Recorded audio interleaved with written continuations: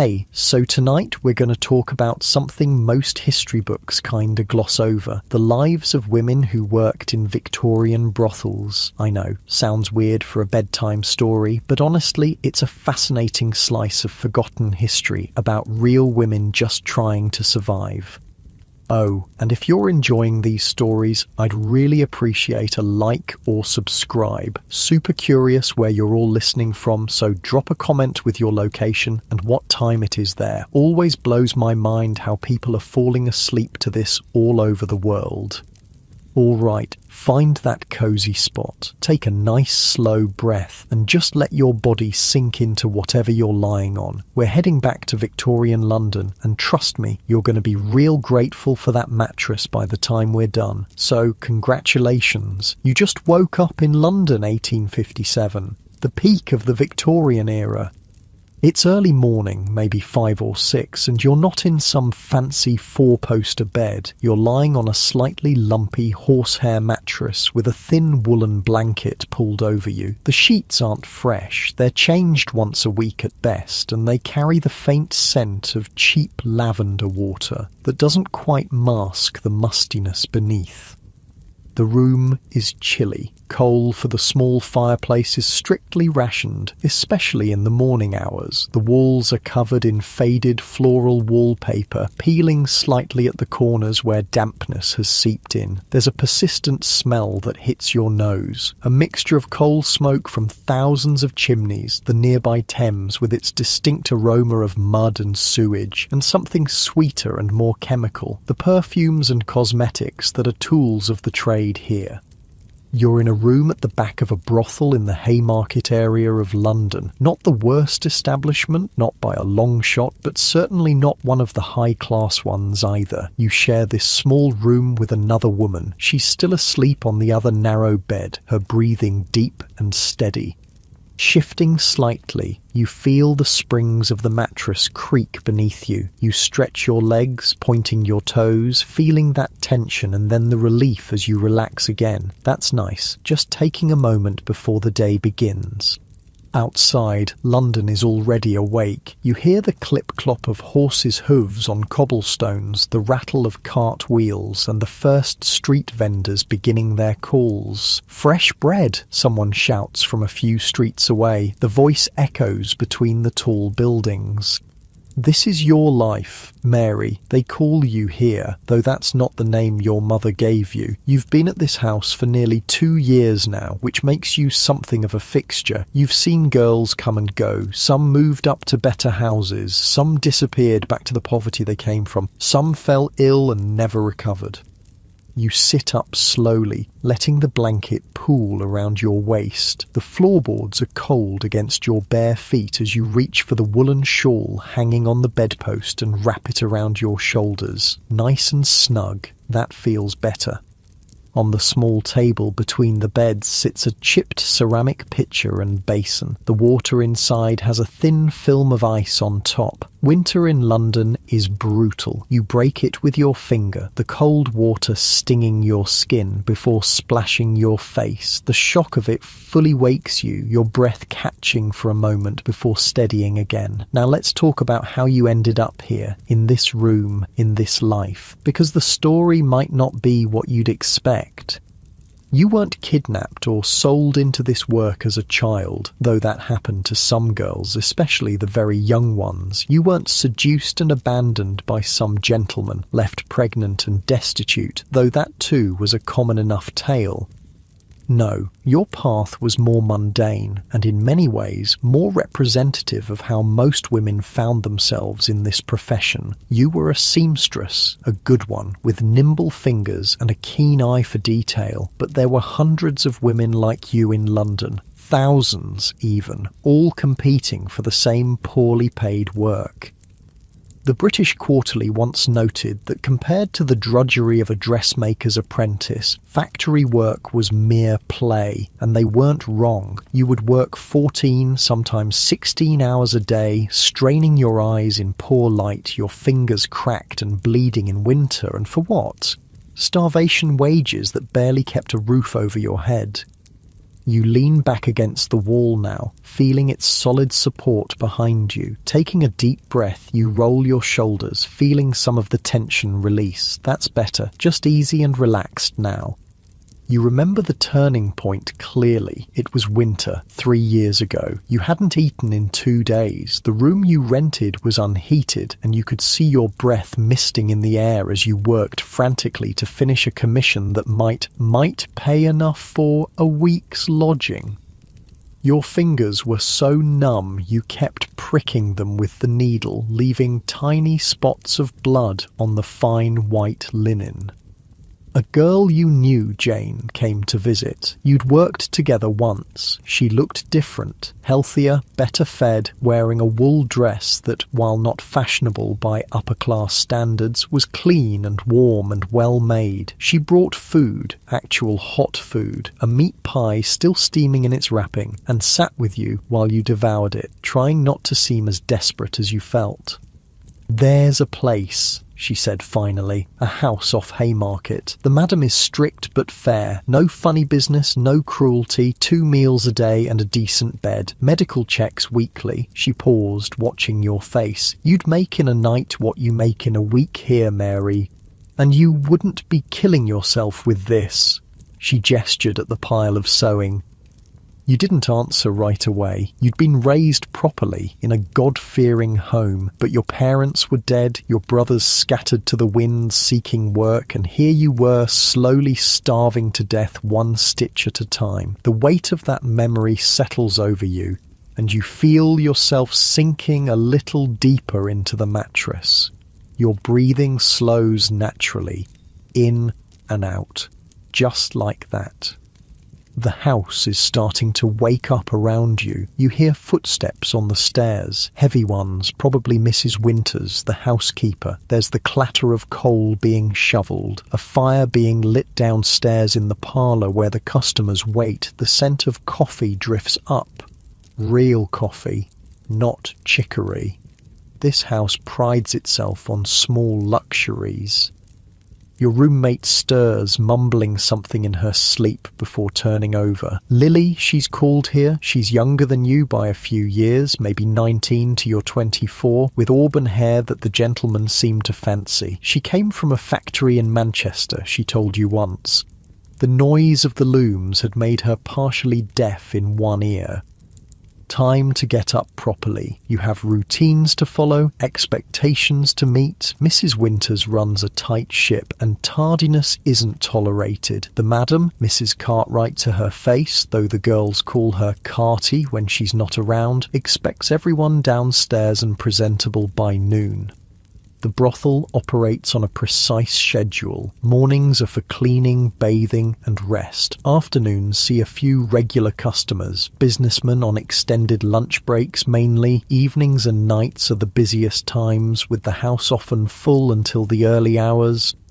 But now, in this quiet morning moment, you take your time. You reach for the tin on the bedside table and remove the small lump of beeswax inside. Warming it between your palms, you then smooth it over your chapped lips. Another small luxury. Mrs. Cartwright insists that the girls take care of themselves. "You're selling an illusion, girls," she often says. "Gentlemen don't want to see the reality of a working woman's life." You find yourself nodding slightly at the thought. Good advice, really. Most of the men who visit don't want reality. They want fantasy, escape, something different from their respectable wives and homes, something that makes them feel special or powerful or simply seen. Standing up, you stretch fully, arms reaching toward the low ceiling, feeling the pleasant pull in your muscles. Your nightdress, a simple cotton affair, nothing like the silk and lace confections you wear for work, falls around your ankles as you move to the small wardrobe. During the day, when not entertaining, you wear ordinary clothes, a simple dress, practical shoes, nothing that would mark you out as different from any other working woman on the streets of London. That's important. While brothels themselves aren't illegal, public solicitation is. The police generally leave established houses alone, especially those that pay the expected bribes, but discretion is still necessary. You select a dark blue dress, slightly faded but well mended, and lay it on the bed. Getting dressed is a slower process than it will be later when you might need to change quickly between customers. Now, you can take your time, enjoying the routine of it. Stockings first, then petticoat, then corset, not tightly laced during the day, just enough to provide structure. As you dress, you think about the day ahead. Tuesday is usually quiet. There might be a few regulars in the afternoon. Mr. Phillips, the bank clerk who visits every other week and mainly wants to talk about his stamp collection. Or perhaps the nervous young man who gives his name as Smith and never stays longer than 15 minutes. Outside, the sounds of London grow louder as the morning advances. A group of children run past below the window, their shrill voices rising above the general din. A dog barks somewhere nearby. A street vendor begins his melodic call, "Knives to grind, knives to grind." The normality of it all still sometimes strikes you as strange. This life, this work that society condemns as the ultimate female degradation happens right alongside ordinary London life. The baker delivers fresh bread to the brothel just as he does to the respectable boarding house next door. The coalman, the iceman, the laundress, all come and go, providing the same services they provide to any household.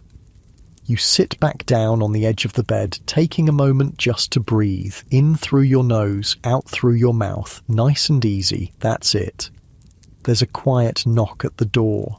"Hot water, miss," comes a voice. Young Betsy, the maid of all work. She's only 13, too young for the house's main business. Mrs. Cartwright took her in when she found her begging on the street, half-starved. Now she helps the housekeeper, runs errands, and sleeps in a tiny room off the kitchen. In a few years she'll likely join the other girls, but for now she's protected, which is more than can be said for many children on London's streets. "Come in, Betsy," you call. The door opens and the girl enters, carrying a large jug of steaming water. Her face is freshly scrubbed, her brown hair neatly braided. "Morning, Miss Mary," she says cheerfully, pouring the hot water into your basin. "Cold one today. Mrs. Winters says there might be snow later." "Thank you, Betsy," you say, giving her a smile. "Had your breakfast yet?"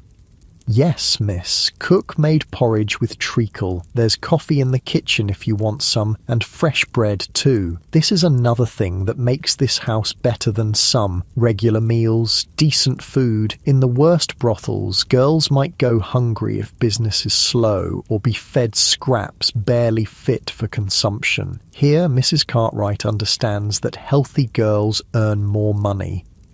Betsy leaves and you wash properly with the hot water, enjoying the warmth on your skin. The routine is soothing. Face first, then neck, arms, under your arms, and finally a quick rinse of your most intimate areas. Full bathing happens twice a week in this house. Wednesdays and Sundays. In the copper tub that's brought into the kitchen. It's more frequent than many respectable working-class women manage, actually.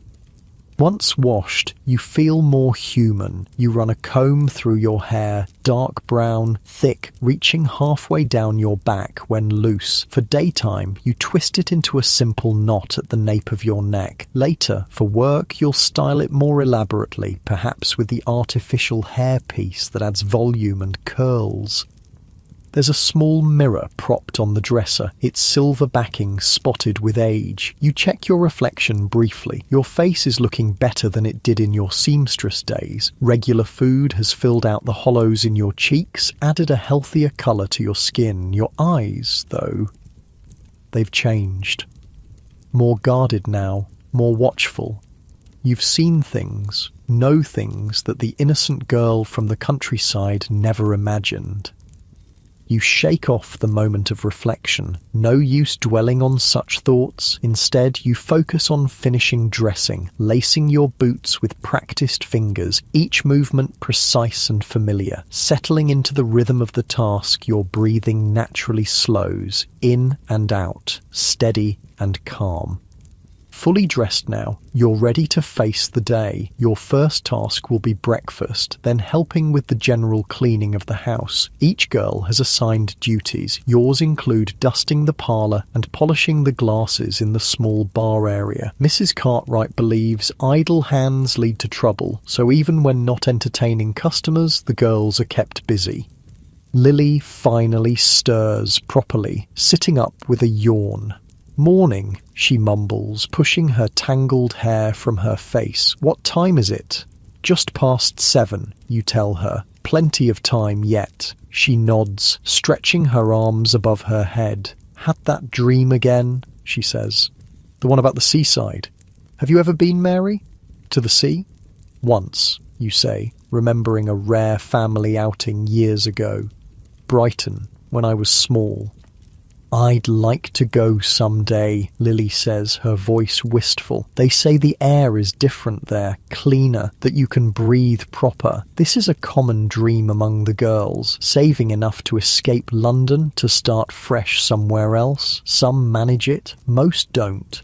The money that seems so good compared to other women's work still slips away, some to lodging and food, some to clothes and necessities for the job, some to small comforts and luxuries that make the life bearable.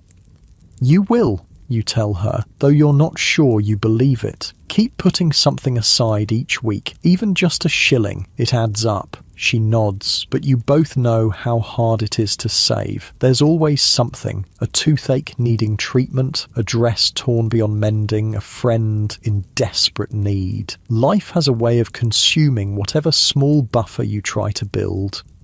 You feel a moment of heaviness at the thought, then consciously let it go. Your shoulders drop slightly as you exhale. "That's better. Just easy now. I'll see you downstairs," you tell Lily, who's finally getting up. "Don't be too long. Mrs. Winters was stomping about earlier, and you know what that means?" "She's in a mood," Lily agrees with a grimace. "I'll hurry."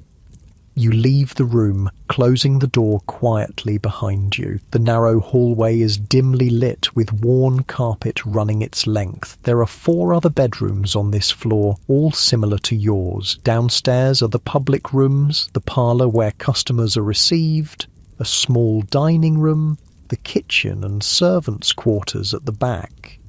The best bedroom, reserved for Mrs. Cartwright's personal use, is on the ground floor, allowing her to monitor comings and goings.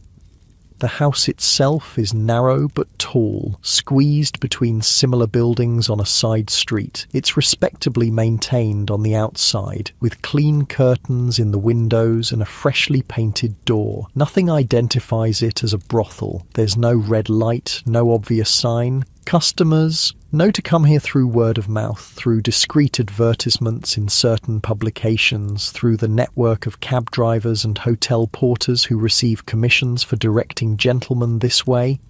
As you descend the stairs, the smell of coffee grows stronger, mingling now with baking bread and frying bacon. Your stomach rumbles in response. The wooden stairs creak slightly underfoot, a homely, familiar sound. You run your hand along the banister, feeling its smoothness from years of similar touches.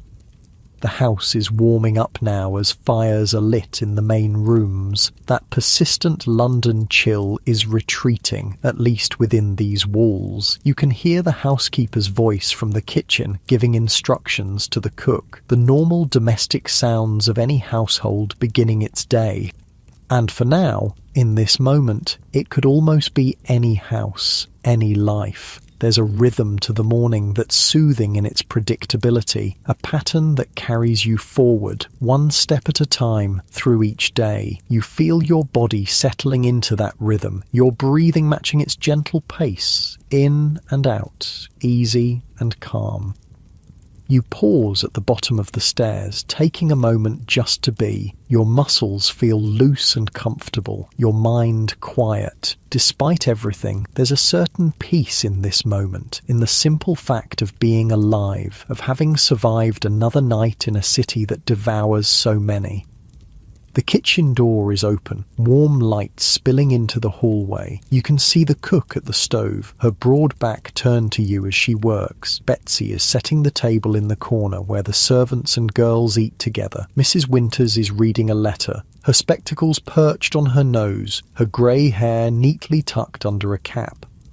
An ordinary scene, a moment of calm before the complex dance of the day begins. You take a deep breath, filling your lungs completely, and then release it slowly. Your shoulders drop, tension flowing away like water. You're ready now. You step forward into the kitchen's warmth, into the mingled scents of coffee and bread and wood smoke, into the quiet chatter of the beginning day. There's bacon frying in the pan, its rich aroma making your mouth water slightly. Your stomach gives another little rumble of anticipation. "Morning, Mary," says the cook without turning around. She has an uncanny ability to identify each person by their footsteps. "Sleep well?" "Well enough," you answer, moving to help Betsy with the table settings. The routine of it is comforting, the familiar weight of the plates, the precise arrangement of the cutlery. Your hands move automatically while your mind drifts, pleasant and unfocused. Outside, London continues to wake. A church bell rings in the distance, marking the hour. Voices call in the street, vendors, neighbours, children. The endless symphony of the city rises and falls like breath, in and out, like waves at that seaside Lily dreams of visiting. Rising and falling, a gentle rhythm that carries you along as you sink deeper into the familiar patterns of the day, your body relaxed and comfortable, your breathing steady and slow as you move around the warm kitchen, helping prepare for breakfast with the others. The smell of fresh bread grows stronger as the cook takes a loaf from the oven, its crust golden brown and crackling slightly as it cools. The kitchen table is large and rectangular, scarred with years of use. 8 chairs are squeezed around it, enough for the 5 girls currently working in the house, plus Mrs. Winters, Betsy, and cook. Mrs. Cartwright takes her meals separately in her private sitting room, maintaining the distance that she believes necessary for proper management. You slip into your usual chair, feeling the smooth, worn wood beneath you. The seat has been polished by years of use, shaped by countless bodies before yours. There's something comforting about that continuity, that shared experience across time. You settle in, feeling the solid support beneath you. Cook brings over a large pot of porridge, setting it in the centre of the table with a satisfying thud. It's good porridge, thick and creamy, made with milk rather than water, sweetened with a spoonful of treacle, another of the small luxuries that marks this house as a cut above the most basic establishments. "Eat up while it's hot," Cook says, her broad face flushed from the stove's heat. She's a widow in her 50s, came to work here after her husband's death left her destitute, never comments on the nature of the business, just cooks and keeps to herself, makes sure the girls eat properly, believes good food is the foundation of health. You help yourself to a generous bowl, the steam rising in fragrant curls. The first spoonful is hot and sweet on your tongue, the texture smooth and comforting. You close your eyes briefly, just enjoying the simple pleasure of good food when you're hungry.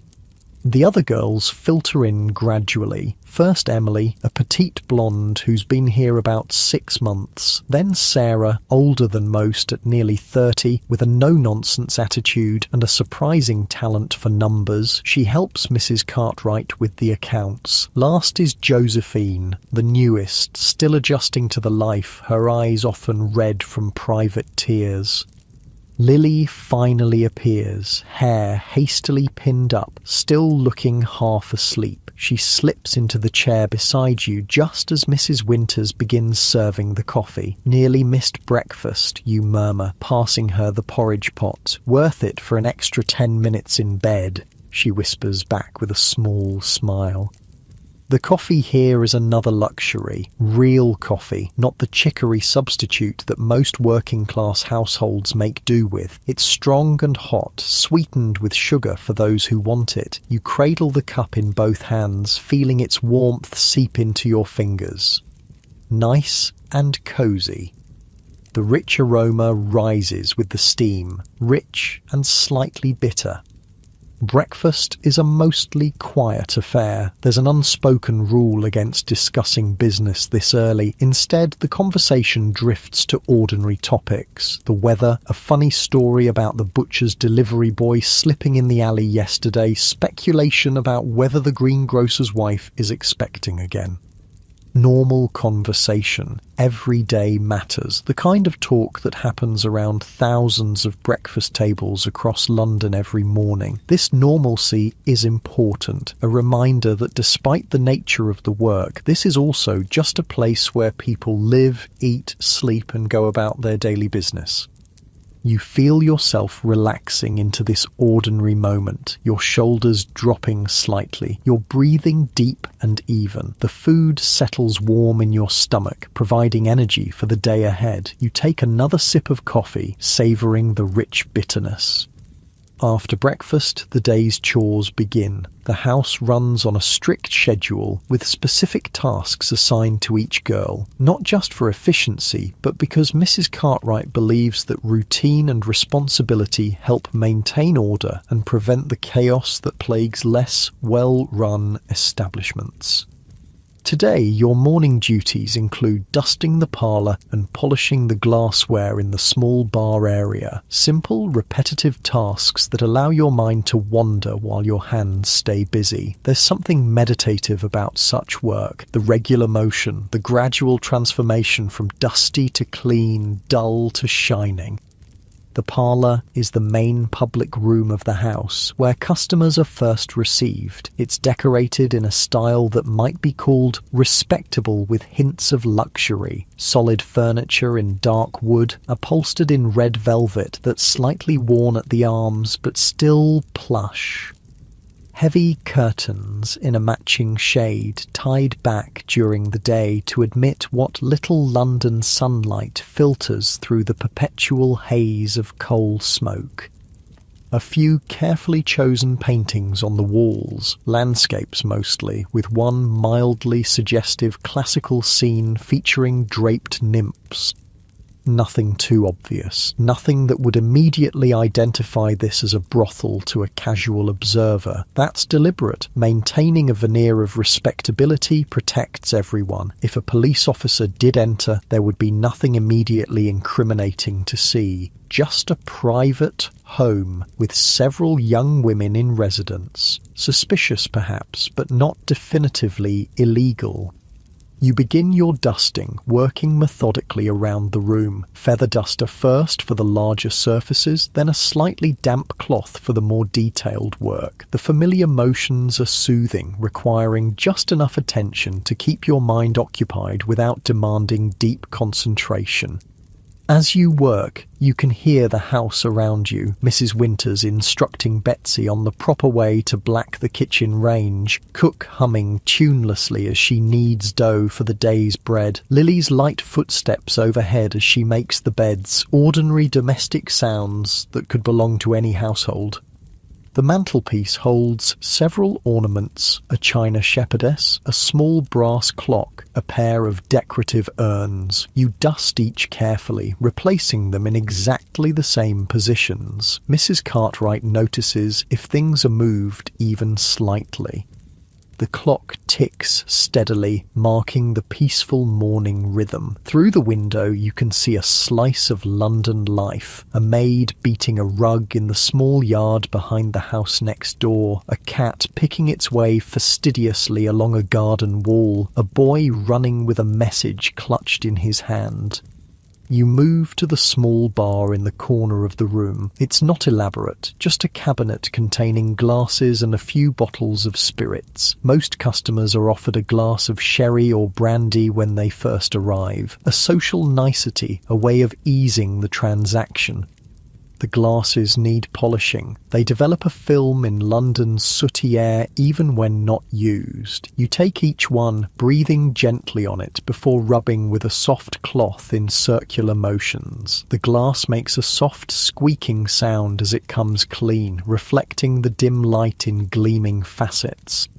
The repetitive motion is almost hypnotic, round and round. Your breathing naturally synchronizes with the movement, in as you begin the circle, out as you complete it, slow and steady. Your hands know just how much pressure to apply, enough to clean effectively without risking breaking the delicate crystal. Time passes peacefully as you work. The morning light shifts gradually, painting slow-moving patterns on the floor. Your mind drifts to pleasant, undemanding thoughts. The afternoon ahead, the book you're slowly reading in your spare moments, Dickens' latest, borrowed from Sarah, who gets them from a customer who owns a bookshop, the new ribbon you might buy for your hair if business is good this week. Simple thoughts, immediate concerns. You've learned not to dwell too much on the past or worry too far into the future. This life teaches you to exist primarily in the present, to take each day, each hour, each moment as it comes. The sound of the front door opening and closing brings you back to full awareness. Heavy footsteps in the hallway, a man's tread, then Mrs. Cartwright's voice, pitched lower than she uses with the girls, her tone professional but welcoming. "Good morning, Doctor. Thank you for coming so promptly." It's Wednesday, medical examination day. Every week the doctor visits to check the girls for signs of disease. It's one of Mrs. Cartwright's strictest rules, and one of the reasons her house maintains its reputation. In many brothels, disease runs rampant, with devastating consequences for both the women and their customers. Here, any girl showing symptoms is immediately removed from work and treated, expensive in the short term, but ensuring the long-term viability of the business. You finish polishing the last glass, setting it carefully in place. The doctor's arrival means a change in the day's rhythm. Examinations will take most of the morning, conducted in Mrs. Cartwright's private sitting room, converted temporarily into a consulting room. Each girl will be seen individually, the results recorded in a small notebook that Mrs. Cartwright keeps locked in her desk. You return the polishing cloth to the kitchen, where Mrs. Winters is now supervising Betsy's efforts at vegetable preparation. Carrots and onions are being chopped for the midday stew, their fresh, earthy scent mingling with the yeasty smell of rising bread dough. "Parlour's done, you tell Mrs. Winters. Shall I help here until the doctor's ready for me?" She looks up from inspecting Betsy's knife technique. "No need. He's seeing Josephine first, then Lily. You've time for your washing if you want. Personal laundry is done individually, each girl responsible for her own intimate items. The house laundress comes only for sheets, towels, and larger pieces. So once a week, usually on Wednesdays before bathing, you wash your personal things. The cloths used for monthly courses, undergarments, stockings. You collect your basket from the small cupboard off the kitchen and carry it through to the scullery at the back of the house. It's cooler here, with a stone floor and a large sink. You pump cold water into a copper basin, then add a kettle of hot water from the range to take the chill off. The physicality of washing is satisfying. The rhythmic movement of hands in water, the transformation of soiled to clean. You work methodically, rubbing soap into the fabric, working it with your fingers, rinsing thoroughly. The water turns cloudy, tiny soap bubbles catching the light in rainbow colours. This quiet, necessary task gives you time to think. The doctor's visit always prompts reflection. It's a reminder of the risks of this life, the diseases that can ravage a woman's body, bringing pain, disfigurement, and eventually death. You've seen it happen to others, a persistent cough that gets worse, not better, suspicious sores that don't heal.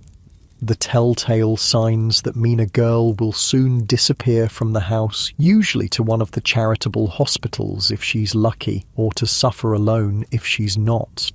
So far, you've been fortunate. careful. Mrs. Cartwright insists that certain precautions are taken with all customers, not foolproof but better than nothing, and the weekly examinations catch problems early when they can still be treated. Still, you know this luck cannot last forever. Few women survive more than a few years in this profession without contracting something. It's a calculated risk, weighing the certainty of starvation in more respectable work against the possibility of disease in this one. You wring out the last piece, a cotton chemise, twisting it firmly to remove excess water. The muscles in your forearms flex with the motion, a pleasant sensation of strength and capability. Your hands, despite the harsh soap and water, are still relatively soft and smooth, another necessity of the work. Customers don't want to feel calloused hands on their skin. Carrying the damp laundry, you head out to the small yard behind the kitchen. A clothesline stretches from the house to a post near the wall, and you hang your things carefully using wooden pegs to secure them against the breeze. The air is cold but dry, good drying weather if the threatened snow holds off.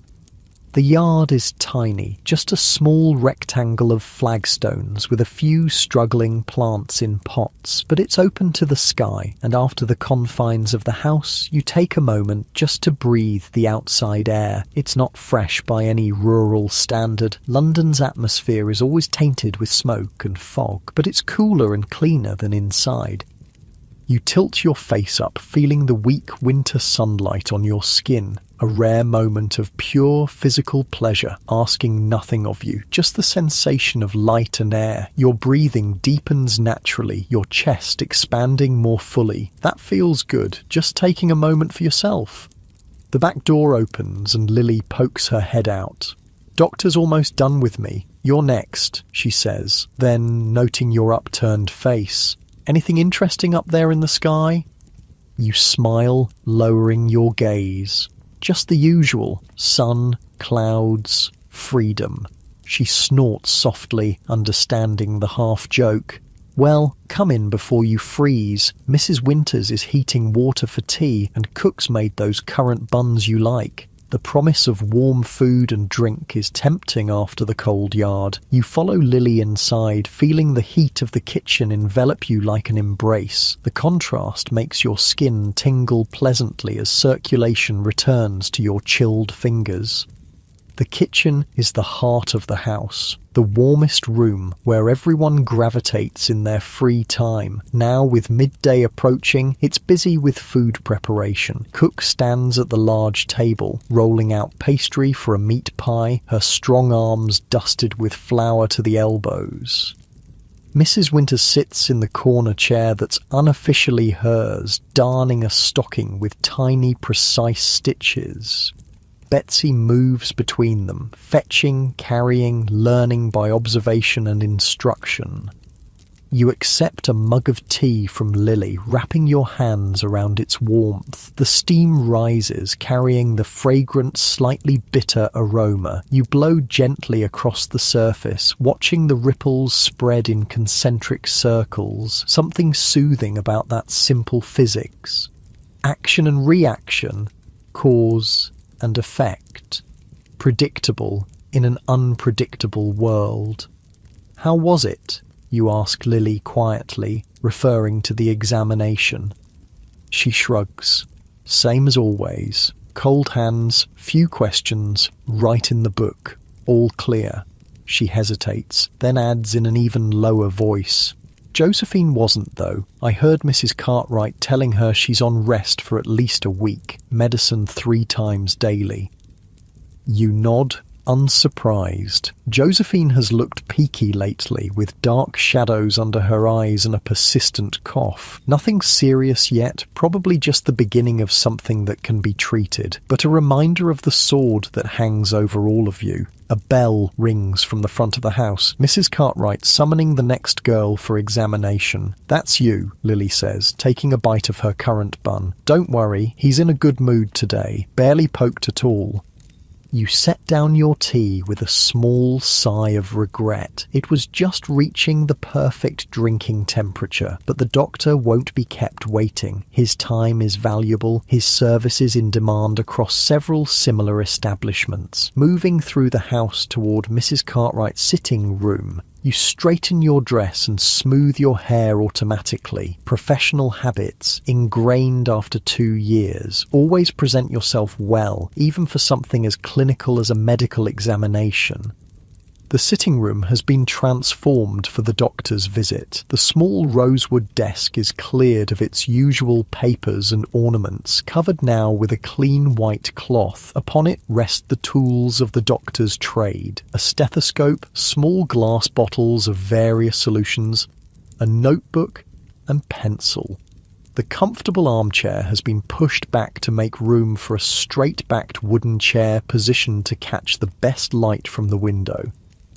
Dr. Harrison is a man of about 50 with greying hair and a neat beard. Unlike many doctors who serve this industry, he doesn't treat the women with contempt or unnecessary roughness. His manner is professional, his touch clinical rather than punitive. He wears a wedding ring and once mentioned children attending university. You sometimes wonder what his respectable family would think of his work with women like you. "Ah, Mary," he says, looking up from washing his hands in a basin. "How have you been keeping? Any concerns to report?" This is his standard opening, an acknowledgement that you're a person, not just a body to be examined, a small courtesy that matters more than it should. "Well enough. Thank you, Doctor," you reply. "No concerns." He nods, drying his hands on a clean towel. "Good. Good. Well then, shall we proceed?" Mrs. Cartwright sits discreetly in the corner, present as a chaperone, and to record the results, but positioned so as not to observe the actual examination, another small dignity in a situation that could easily lack any. The examination itself is brief but thorough. Breathing, heart rate, examination of the throat and eyes, then the more intimate check, quick and impersonal, his touch protected by thin gloves. You've learned to detach yourself during this part, to think of other things. The book, waiting in your room. The taste of the currant bun you'll have when this is over. The feel of sunshine on your face in the yard. "All appears to be in order," he says finally, stepping back and removing his gloves. "Continue as you are." He makes a note in his book, then nods to Mrs. Cartwright, who rises and escorts you to the door. In the hallway she murmurs, "Send Sarah in next, please," before returning to the room. The examination leaves you feeling slightly hollow, as it always does, not because of any pain or discomfort, there was none, but because of the reduction of your person to a collection of bodily functions to be assessed and judged. Necessary, yes, for your own protection as much as anyone's, but still, there's an emptiness that follows. You return to the kitchen, deliver the message to Sarah, and reclaim your cooling tea. The solid mug feels good in your hands, grounding you back in your body after the clinical disconnection. You take a long sip, then reach for one of the currant buns. It's still slightly warm. The currant's plump and sweet against the bland background of the dough.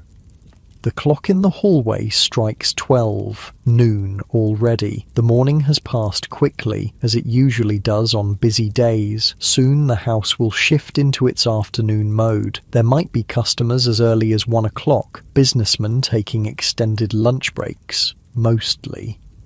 Regular clients who know the quieter hours mean more attention and less waiting. You finish your tea and bun, brushing crumbs from your dress. There's time for a quick visit to your room before the afternoon begins, a chance to check your appearance, perhaps change into something slightly more suitable for receiving customers than your morning work dress. The stairs creak familiarly underfoot as you climb to the upper floor. The house has settled into its midday quiet, that brief lull between morning chores and afternoon business. Even the sounds from outside seem muted, as if the whole street is taking a collective breath. Your room welcomes you with its familiar shapes and scents. Small, yes, and sparse by wealthy standards, but still yours in a way few spaces have been. The bed where you began your day, the small chest where you keep your clothes and few possessions, the window that offers a limited but precious view of sky above the rooftops. You catch sight of yourself in the small mirror, cheeks slightly flushed from the kitchen's warmth, hair still neat from morning brushing. You look ordinary, just a young woman in a simple dress, indistinguishable from thousands of others walking London streets.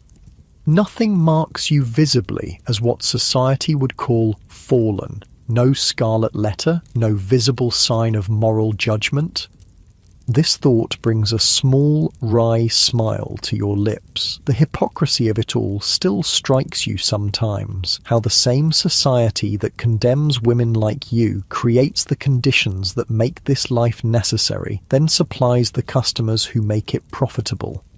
But philosophical musings won't get you through the afternoon. You open the chest, considering what to wear. Not the finest things, those are saved for evening when the wealthier customers come, but something a step above the plain work dress. You select a blue dress with slightly more fashionable lines, made of cotton rather than wool, with a touch of lace at the collar, respectable enough not to alarm, attractive enough to entice. Changing is quick. You're practiced at dressing and undressing efficiently. The fresh dress feels good against your skin, the fabric lighter than the sturdy work dress. You check your hair, adding a few pins where needed, and pinch your cheeks lightly to bring colour to them. No cosmetics yet. Those, too, are saved for evening. Daytime customers expect a more natural look, in keeping with the fiction that this is somehow a spontaneous encounter rather than a business transaction. Ready now, you sit on the edge of the bed for a moment, just breathing slowly and deeply, in through your nose, out through your mouth, preparing yourself mentally for the shift from private person to professional. The separation between the two is important, a protective boundary that helps preserve some core of self amid the demands of the work. Your body feels relaxed, your mind clear. The bed supports you comfortably as you sit, your weight sinking slightly into the mattress. That connection to the physical world, the solid reality of objects, of sensations, helps center you. You run your hand over the blanket beside you, feeling its slightly rough texture against your palm. Real, present, now. From downstairs comes the sound of the front door opening, then closing. Voices in the hallway, Mrs. Cartwright's professional welcome, a man's deeper tones in response. The afternoon has begun. You rise from the bed, smoothing your dress one last time, a final deep breath, filling your lungs completely before releasing it slowly. Your shoulders drop as the air leaves you, tension flowing away like water. You're ready now. The door handle is cool under your fingers as you pull it open. The hallway stretches before you, the stairs leading down to where life continues its complex dance. Each step feels deliberate as you move forward, your breathing steady and even, your posture balanced and controlled, just like that, easy and calm. You descend into the afternoon, into whatever it may bring, your mind settled into the present moment. The wood of the banister is smooth beneath your trailing hand, polished by countless similar journeys. The house creaks and settles around you, a living thing with its own rhythms and patterns. You become part of that pattern, flowing with it rather than against it, each breath matching its gentle pulse. Nice and easy. That's it, moving forward one step at a time into the continuing day. The parlour is already occupied when you reach the bottom of the stairs. Mrs. Cartwright stands near the fireplace, one hand resting elegantly on the mantelpiece as she speaks to a visitor. The man has his back to you, middle-aged by the look of his posture, dressed in a well-cut but not ostentatious dark coat. A businessman, most likely. You pause in the doorway, waiting to be acknowledged. Mrs. Cartwright glances up, gives you a slight nod, permission to enter. "Ah, and here is Mary now," she says smoothly. "Mary, this gentleman was just asking after some pleasant company for an hour or so." The visitor turns, revealing a face that matches your initial impression, around 45, with greying hair at the temples and the weathered complexion of someone who spends time outdoors. His expression is polite, but slightly awkward. A new customer, then. "How do you do, sir?" you say, dropping a small curtsy. Not too deep, just enough to show proper manners. Your voice is different now, a touch softer, slightly more refined than your natural speech, the professional voice, learned through observation and practice. "Charles Wilson," he introduces himself, bowing slightly in return. Probably not his real name. Many customers use aliases, but that hardly matters. "Would you care for some refreshment, Mr. Wilson?" Mrs. Cartwright asks, gesturing toward the small bar you polished earlier. "A glass of sherry, perhaps, or brandy if you prefer. It's part of the ritual. This offer of a drink creates the illusion of a social call rather than a commercial transaction. Most men accept, using the time to assess the women and settle their nerves if they're new to the house." "Sherry would be most welcome," he says, and Mrs. Cartwright moves to pour it, her movements graceful and assured. You take the opportunity to study him more carefully. His clothes are good quality, but show signs of wear. A businessman doing well enough, but not extravagantly so. His hands reveal more, slightly roughened, with clean but trimmed nails. Someone who works with his hands sometimes, despite the business attire. A merchant, perhaps, or a shop owner who still helps with stock. Mrs. Cartwright hands him the glass of amber liquid, then excuses herself with practiced discretion. "I'll leave you two to become acquainted. The blue room is available when you're ready." And with that, she slips from the parlour, closing the door softly behind her. Now, it's just the two of you, standing a few feet apart in the quiet room. The fire crackles gently in the grate, sending shifting patterns of light across the walls. Outside, you can hear the muffled sounds of London, a cart passing, voices calling, the distant whistle of a train. "Please, sit down," you say, gesturing to one of the armchairs by the fire. "Make yourself comfortable."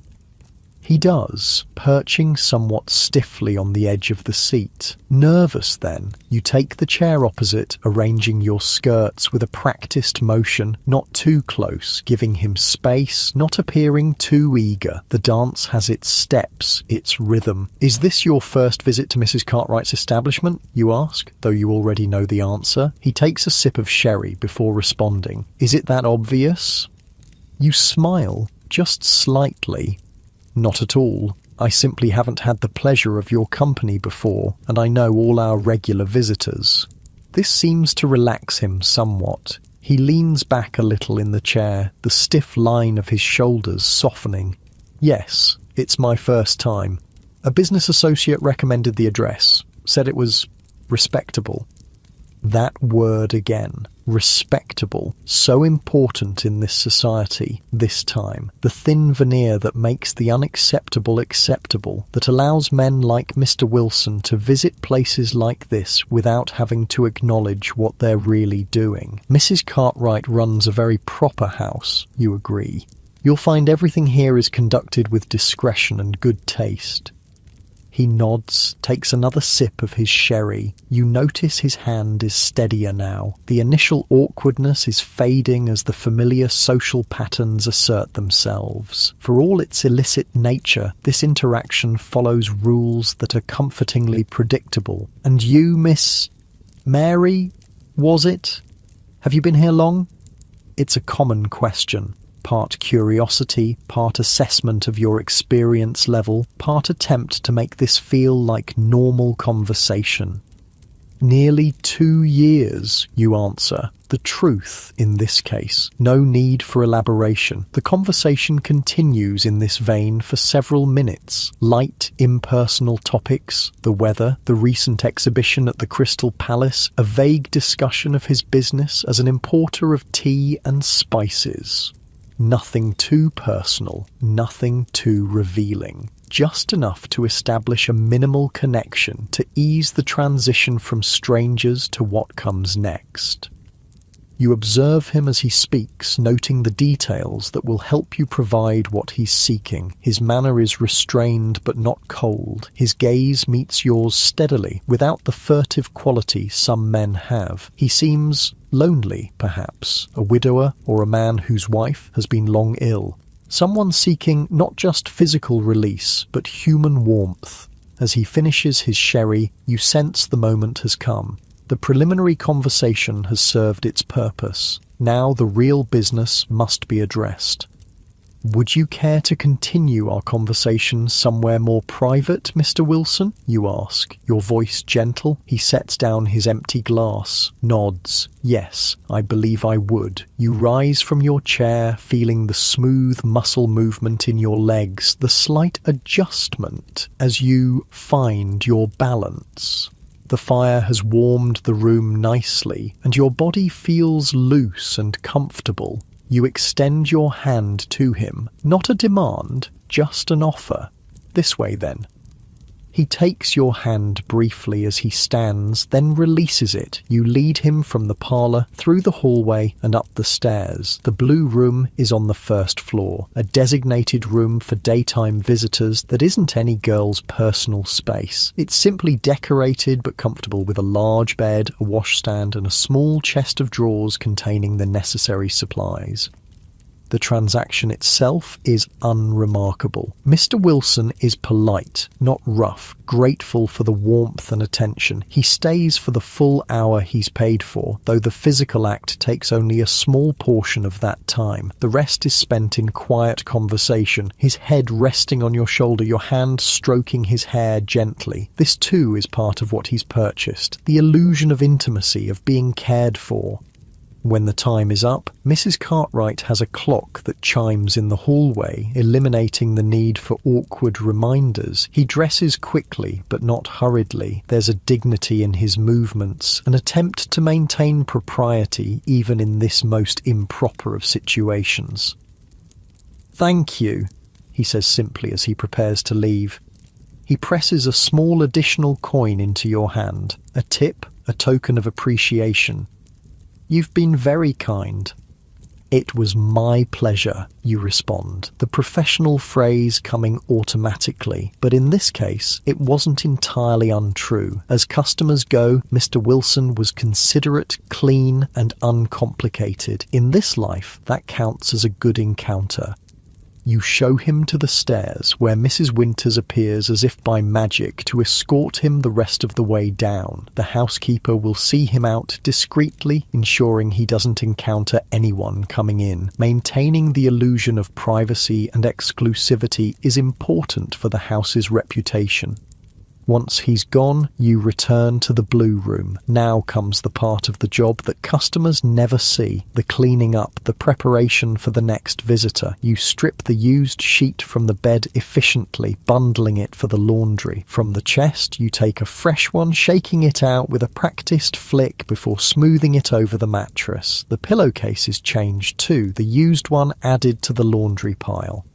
At the washstand, you clean yourself thoroughly with the cloth and water provided. This is important, not just for hygiene, but for your own sense of separation between encounters. Each customer remains distinct, each interaction contained. There's a certain ritual to it that helps maintain boundaries. The used water is dumped into the slop bucket beneath the stand to be emptied later by Betsy. You refill the basin from the large pitcher, making sure everything is ready for the next use. The towels are straightened, the small cake of soap repositioned on its dish. Finally, you check your appearance in the mirror hanging over the chest. Your hair is slightly mussed. You fix it with a few deft movements of your fingers. Your dress has a small wrinkle where Mr. Wilson gripped it. You smooth this away with your palm. Your face looks back at you, unchanged, the same eyes, the same mouth, still you. This moment of quiet after a customer leaves is oddly peaceful, a pause between acts, a breath between words. You allow yourself to simply stand there for a moment, feeling the solid floorboards beneath your feet, listening to the house's small sounds. The ticking of the clock, the distant clatter from the kitchen, the muffled voices from downstairs. Your breathing falls into a natural rhythm, in through your nose, out through your mouth. Your shoulders drop slightly as tension releases. This too is part of the work, learning to let go, to not carry one encounter into the next. Easy now, that's it. The hallway clock strikes 3, the afternoon advancing. You gather the bundle of used linens and leave the blue room, pulling the door closed behind you. The laundry goes down the back stairs to the scullery, where it joins the growing pile for the laundress who comes tomorrow.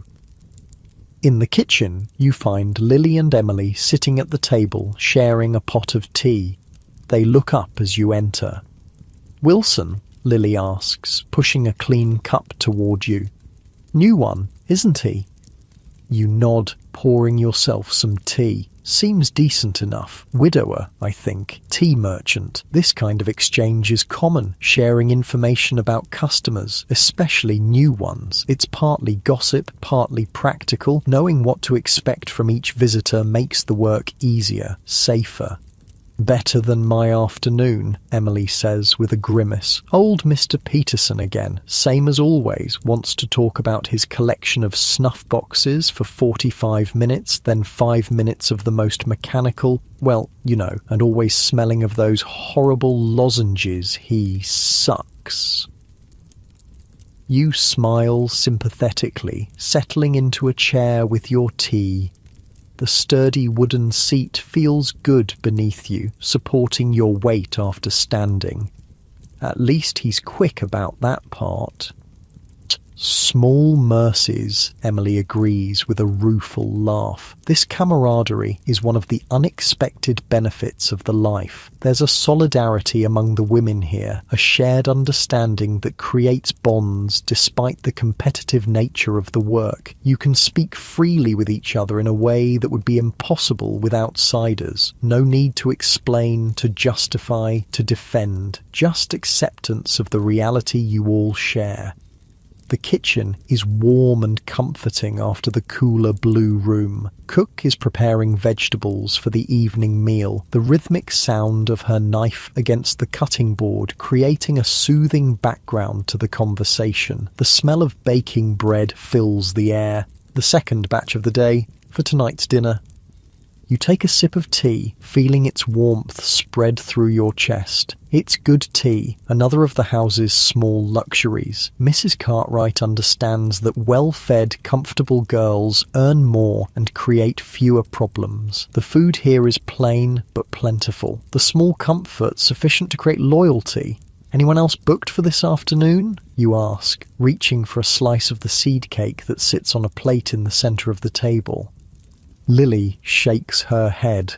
Quiet day. Sarah had someone earlier, and Josephine's still resting after what the doctor said. Mrs. Cartwright's in her office doing the accounts. A quiet afternoon is no bad thing. The real business happens in the evenings anyway, when the regular customers come after their offices close, or the occasional gentleman seeks entertainment after an evening at his club. Afternoons are often slower, more unpredictable.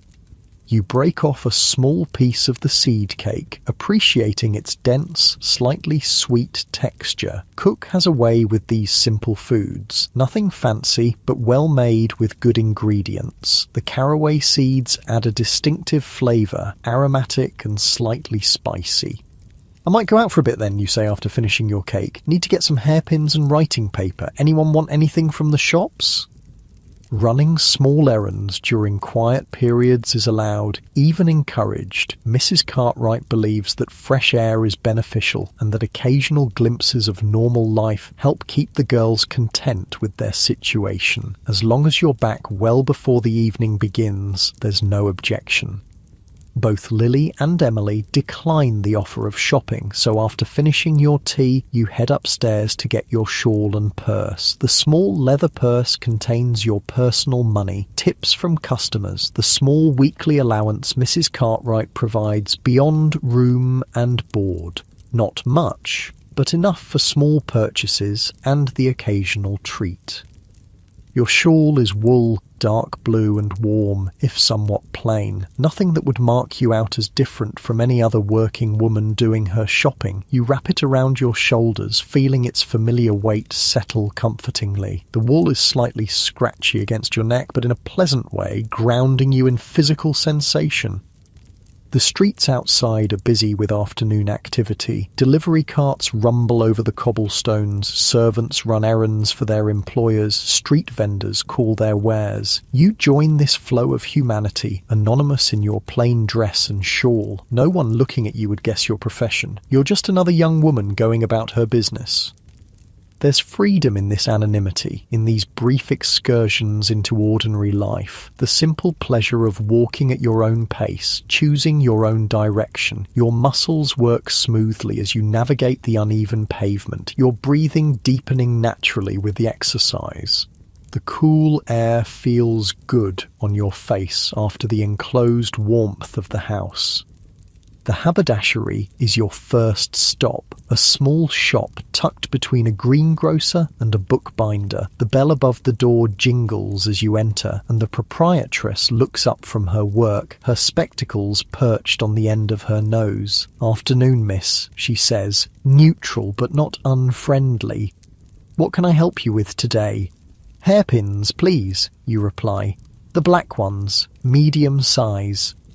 She nods, reaching beneath the counter for a small box. 6pence for a dozen. Good quality these, won't bend out of shape like the cheap ones. You count out the coins carefully. Not that money is particularly tight at the moment, but habits of economy are deeply ingrained. The proprietress wraps the hairpins in a small paper packet, passing it across the counter with a businesslike nod.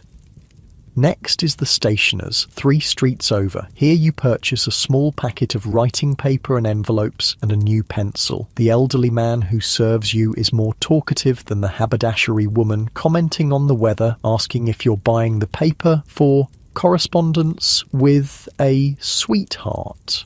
You smile and make non-committal responses, playing the role of a respectable young woman with perfect conviction.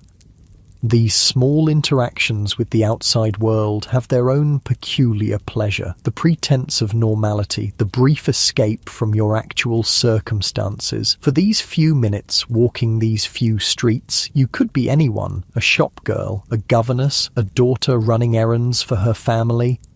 But the fantasy has its limits, its boundaries. There are streets you don't walk down, shops you don't enter. The respectable tea room where ladies meet their friends is not for you. The church with its judgmental spire seems to follow you with invisible eyes. Even in anonymity, there are reminders of your place.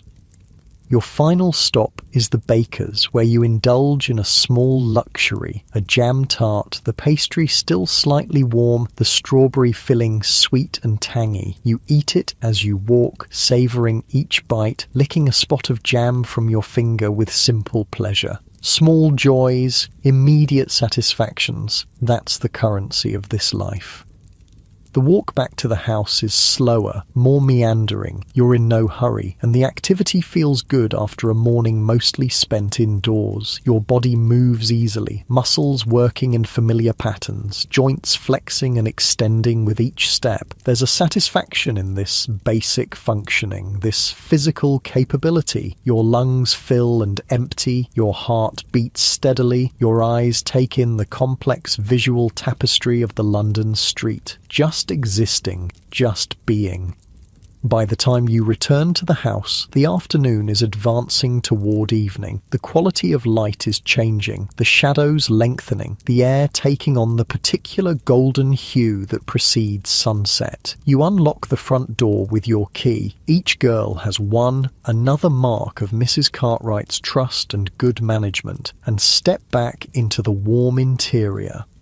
The house feels different now, charged with a subtle energy. Evening preparations are underway. You can hear movement upstairs, voices calling between rooms. The shift is beginning from the quieter daytime rhythm to the busier evening pace. Mrs. Winters intercepts you in the hallway, her practical face set in its usual expression of mild disapproval. There you are. Mrs. Cartwright wants everyone ready by 7 tonight. We've had several messages. Could be a busy evening. You nod, already mentally adjusting your plans. I'll start getting ready then. Has Cook said when dinner will be? 5:30. Early tonight because of the bookings? She eyes the small packages in your hands. Got what you needed, did you? Yes, thank you. You hold up the paper packet of hairpins as evidence. She nods, satisfied, and continues on her way toward the kitchen, her keys jingling softly at her waist. Mrs. Winters doesn't disapprove of you personally. She's fair in her way, but her position requires a certain austerity, a distance from the girls whose work she facilitates, but doesn't engage in. Upstairs, the atmosphere is one of purposeful activity. Doors stand open along the hallway, the girls moving between rooms, borrowing items, calling advice to each other. Evening preparation is both individual and communal, each woman responsible for her own appearance, but all helping each other with the parts that are difficult to manage alone. In your room, you find Lily already half-dressed in her evening clothes, struggling with the buttons down the back of her green silk dress. You set down your purchases and move to help her, your fingers working nimbly at the small fabric-covered buttons. Thanks, she says with relief. Thought I'd get a head start since Mrs. Winters said it might be busy. Good idea. You finish the last button and step back to assess the effect. The green looks well on you, brings out your eyes. She turns to examine herself in the small mirror, patting her auburn hair, which is already arranged in an elaborate style with borrowed hairpieces to add volume. Do you think? Not too gaudy? Not at all. Elegant, but noticeable. Perfect.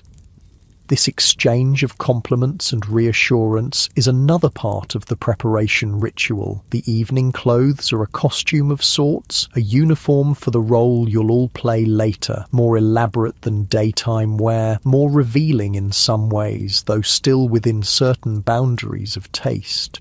Mrs. Cartwright doesn't approve of the garish styles worn in lower establishments. No bright reds or excessive cosmetics here. Lily leaves to finish her preparations elsewhere, and you begin your own transformation. First, a more thorough washing than the quick clean-up after Mr. Wilson. The water in the basin is cold now, but refreshing as you splash it over your face and neck, then use a cloth for the rest of your body. The chill raises small bumps on your skin, a not unpleasant sensation of aliveness. From the chest, you take your own evening clothes, a dress of deep blue silk, slightly faded but still elegant. The colour is good with your dark hair and eyes, the cut flattering to your figure without being obviously provocative. It's one of 3 such dresses you own, rotated carefully to extend their wear. Good clothes are an investment in this profession. They attract a better class of customer, command higher prices. Dressing is a methodical process. Fresh undergarments first, the fine cotton chemise and drawers that are another small luxury, so different from the rough fabrics of your seamstress days. Then the corset, which you can fasten at the front before turning it around and tightening the laces. Not too tight. You need to breathe comfortably, move easily, but enough to create the fashionable silhouette. The petticoats follow, adding volume to the skirt of the blue dress which comes last, settling over the foundations like the final layer of a complex confection. There's satisfaction in this building up, this creation of an image. The physical sensations ground you, the slight restriction of the corset around your waist, the swish of the petticoats against your legs, the smooth, cool touch of silk against your arms. Hair is next. You take down the simple knot of daytime, brushing out the dark waves until they shine. The newly purchased hairpins are put to immediate use as you create a more elaborate arrangement, not as complex as what a lady's maid might achieve, but neat and becoming with soft curls framing your face and the mass secured at the back of your head.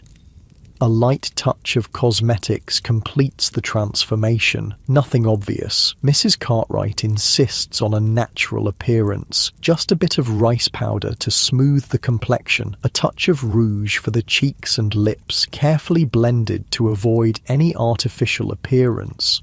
The effect is subtle but effective. A slight enhancement of your natural features. A fresh, healthy glow. The final touch is scent, not heavy perfume, but a delicate lavender water dabbed at pulse points, wrists, behind ears, the hollow of your throat. The fragrance rises subtly with your body's warmth, a clean, pleasant aroma that masks any lingering traces of the day's activities. You step back, assessing the result in the mirror. The transformation is complete, from ordinary working woman to something more refined, more alluring. Not a lady, exactly. That fiction wouldn't be believable, but a woman of certain attractions, of particular charms. Someone worth spending time with, worth paying for. The clock in the hallway strikes 5:30. Dinner time. You make your way downstairs, the silk dress rustling softly with each step, the slight additional weight of the evening clothes changing your posture, your movement, back straighter, steps more measured. The physical difference reinforces the mental shift from private self to professional persona. Dinner is served in the dining room rather than the kitchen, another distinction between day and evening routines. The table is set simply but properly, with clean linen and decent cutlery. Mrs. Cartwright joins the girls for this meal, sitting at the head of the table in her own evening dress of dark purple silk. Her presence elevates the occasion, reinforces the standards she expects.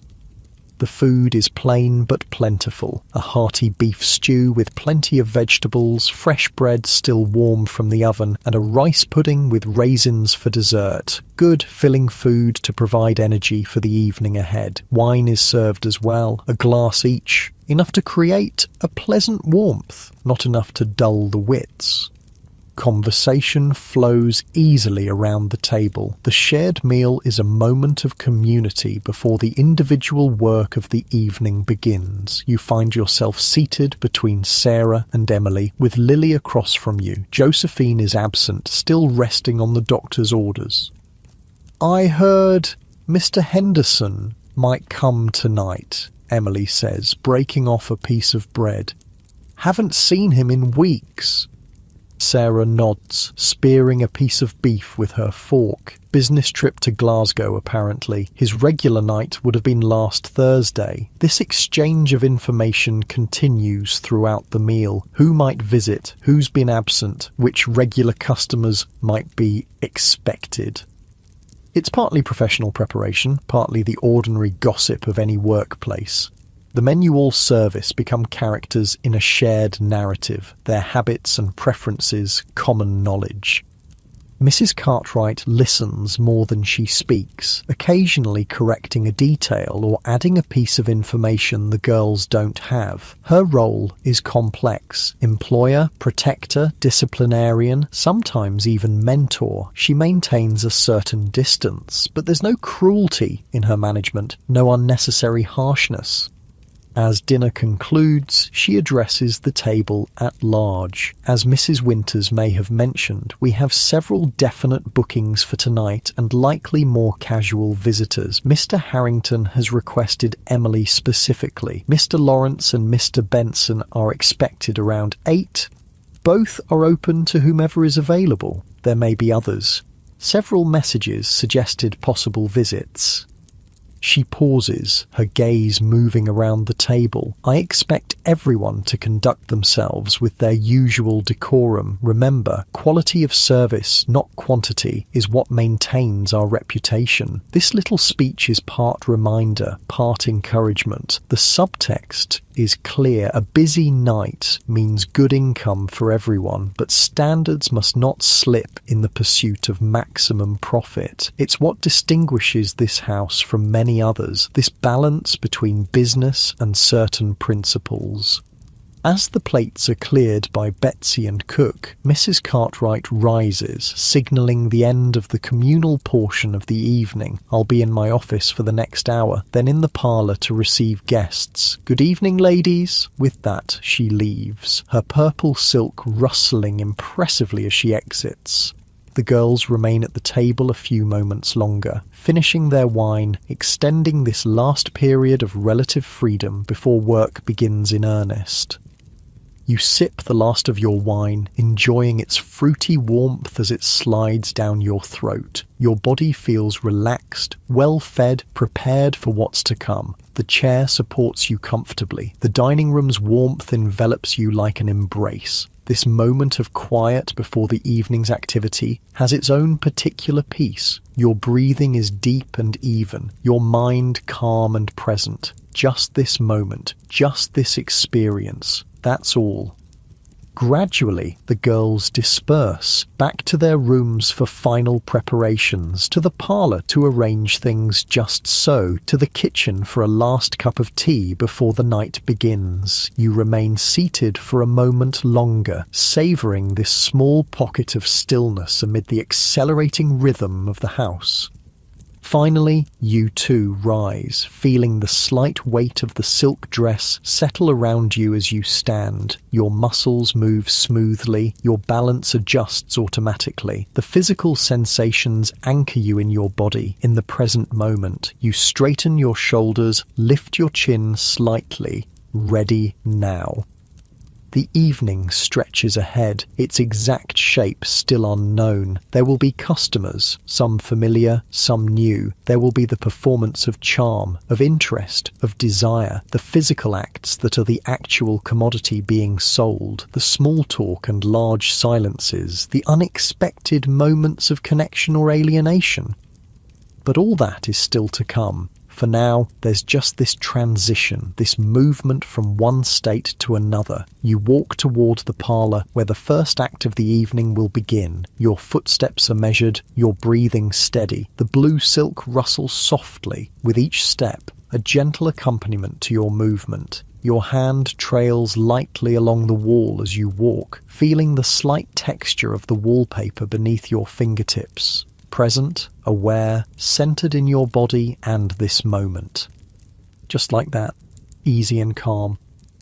The parlour has been transformed for the evening. Heavy curtains drawn against the night, gas lamps lit and adjusted to create a warm, flattering glow. The fire burns brightly in the grate, dispelling the perpetual London chill. A decanter of sherry and several glasses stand ready on the small table, alongside a dish of sugared almonds and some small fancy biscuits. Sarah is already there when you enter, arranging herself artfully on one of the sofas. Her evening dress is a deep burgundy that complements her fair colouring, her blonde hair elaborately styled with small pearl pins. She looks up as you join her. "You look well," she says, assessing your appearance with a professional eye. "The blue brings out your eyes." "Thank you," you reply, settling into one of the armchairs. The upholstery is slightly worn but still comfortable, the velvet smooth beneath your hands. "Quiet still?" She nods. "Early yet. Mrs. Cartwright says the first booking isn't until 8. She adjusts a fold of her dress, smoothing the rich fabric with practiced hands. Might be slow to start but busy later. It's the end of the month. Gentlemen have just been paid. This practical observation reminds you of Sarah's background. She worked as a clerk in a draper's shop before entering this life and still has a head for figures and business patterns. It's why Mrs. Cartwright trusts her with the account books sometimes. The conversation drifts to ordinary topics as you both wait. A new shop that's opened nearby, speculation about whether Cook's persistent cough needs medical attention, whether the coal delivery will arrive tomorrow as promised, normal concerns, domestic matters, the kind of talk that might happen in any household. Gradually, the parlour fills as the other girls join you. Emily in pale green silk that contrasts beautifully with her dark curls. Lily in her rich emerald that emphasises her auburn hair and fair skin. Even Josephine makes an appearance, though she's under strict instructions not to entertain tonight, just to sit in the parlour for company and conversation, building relationships that might lead to future business. Mrs. Winters brings in tea, another part of the evening ritual. Unlike the plain pottery mugs used during the day, the evening tea is served in proper china cups, thin enough that the lamplight shines through them when raised. The tea itself is the same, but the presentation elevates it, creates the atmosphere of refinement that Mrs. Cartwright insists upon. You take your cup, feeling its delicate weight in your hand, the warmth seeping through the fine porcelain to your fingers. The rim is smooth against your lips as you sip, the familiar taste both comforting and stimulating. The ritual of it, the careful holding, the measured drinking, helps settle you into the evening's mindset. Each small movement deliberate, controlled, conscious. The conversation ebbs and flows around you, a pleasant background to your own thoughts. Your body feels relaxed but alert, ready for the evening's work but not tense or anxious. The corset provides gentle support, the silk dress a pleasant sensation against your skin. You're aware of your posture, maintaining the elegant line that's been trained into you over these 2 years. Back straight, but not rigid, shoulders back, chin slightly lifted. The hallway clock strikes 8, its chime resonating through the house. Almost simultaneously, there's a knock at the front door, the first customer of the evening arriving. Mrs. Cartwright appears in the parlour doorway, her purple silk rustling impressively as she moves. "Emily, Mr. Harrington has arrived. He's asked for you specifically." Emily sets down her teacup with a small nod, rises gracefully, and follows Mrs. Cartwright out. The transaction will take place in the madam's private office. Money exchanged, specific requests noted, boundaries established. Then, Emily will escort Mr. Harrington upstairs to her room. Not the blue room of daytime visitors, but her own personal space, prepared for evening clients with fresh linens and additional touches of luxury. A small vase of flowers, a bottle of cologne, perhaps a few drops of scented oil in the lamp to perfume the air subtly. The remaining women continue their quiet conversation, but there's a shift in energy now. The evening has officially begun. Any minute, the door might knock again, bringing another customer, another assignment. Sure enough, barely 10 minutes pass before the knock comes again. This time it's Sarah who is summoned, a regular client, Mr. Lawrence, who visits every other Tuesday with reliable punctuality. Lily leans toward you after Sarah leaves, her voice low. "I heard from Cook that there's a new gentleman expected tonight, apparently quite wealthy, a banker or some such. Mrs. Cartwright was quite specific about making sure the best sherry was out." This kind of information is valuable, knowing what to expect, being able to prepare the right approach. Different customers want different things, and it's not always about the physical act. Some want conversation, some want sympathy, some want admiration. Discerning what each man truly seeks beyond the obvious is a key skill in this profession. Did she say anything else about him? You ask, equally quietly. Lily shakes her head. Just that he's new to the house, but came with a recommendation from someone Mrs. Cartwright trusts. The conversation is interrupted by another knock. This time, it's your name that Mrs. Cartwright calls. You set down your teacup, smooth your skirts, and rise with practiced grace. Your muscles respond smoothly, your movements measured and deliberate. As you cross to the door, you're aware of the slight sway of your skirts, the subtle shifting of the silk against your petticoats. Each step grounded, balanced. In the hallway, Mrs. Cartwright waits with a gentleman you don't recognise. He's tall, perhaps in his late 30s, with the well-fed look of prosperity and the confident posture of someone accustomed to authority. His clothes are excellent quality, not flashy, but expensively tailored, with the understated elegance that speaks of true wealth rather than aspiration.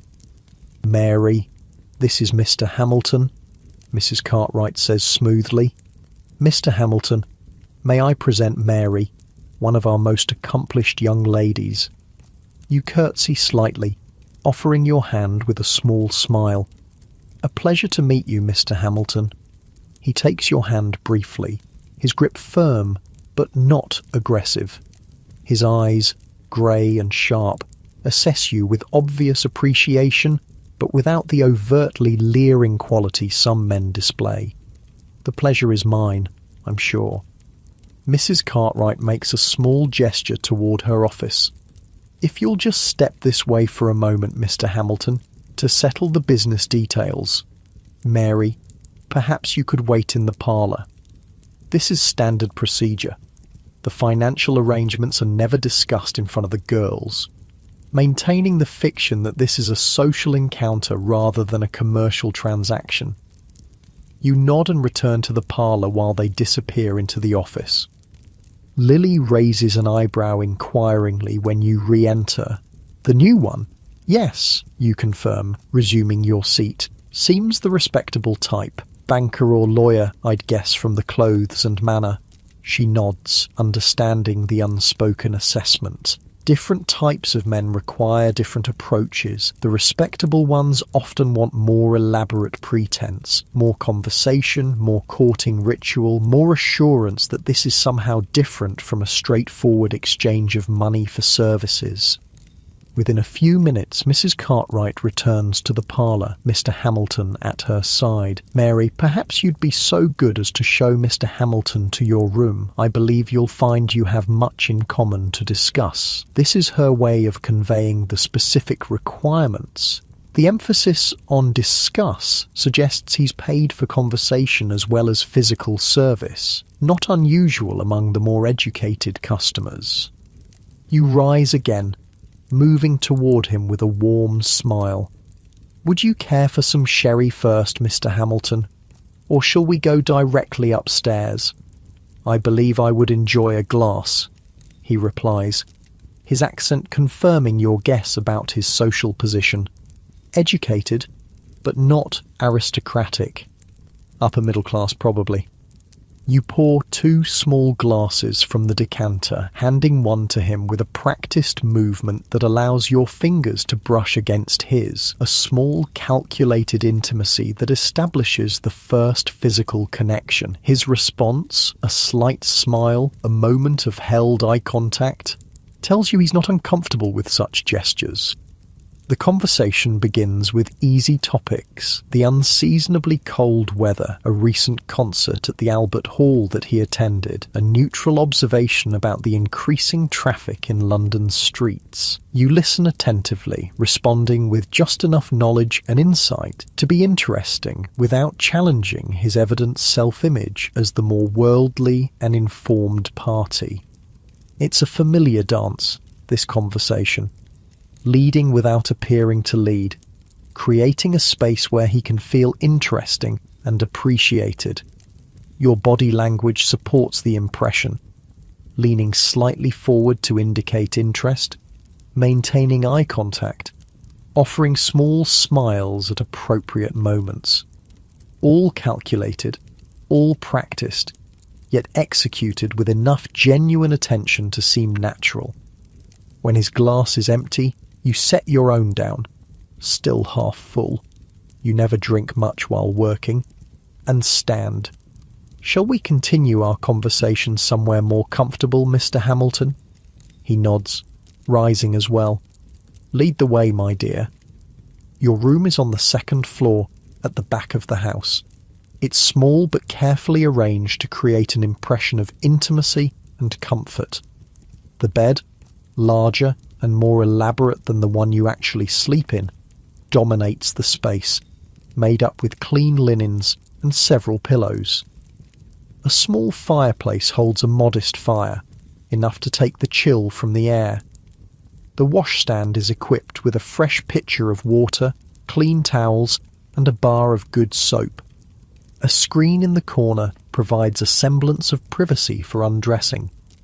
The gas lamp is turned low, creating a gentle, flattering light that softens imperfections and creates an atmosphere of warmth.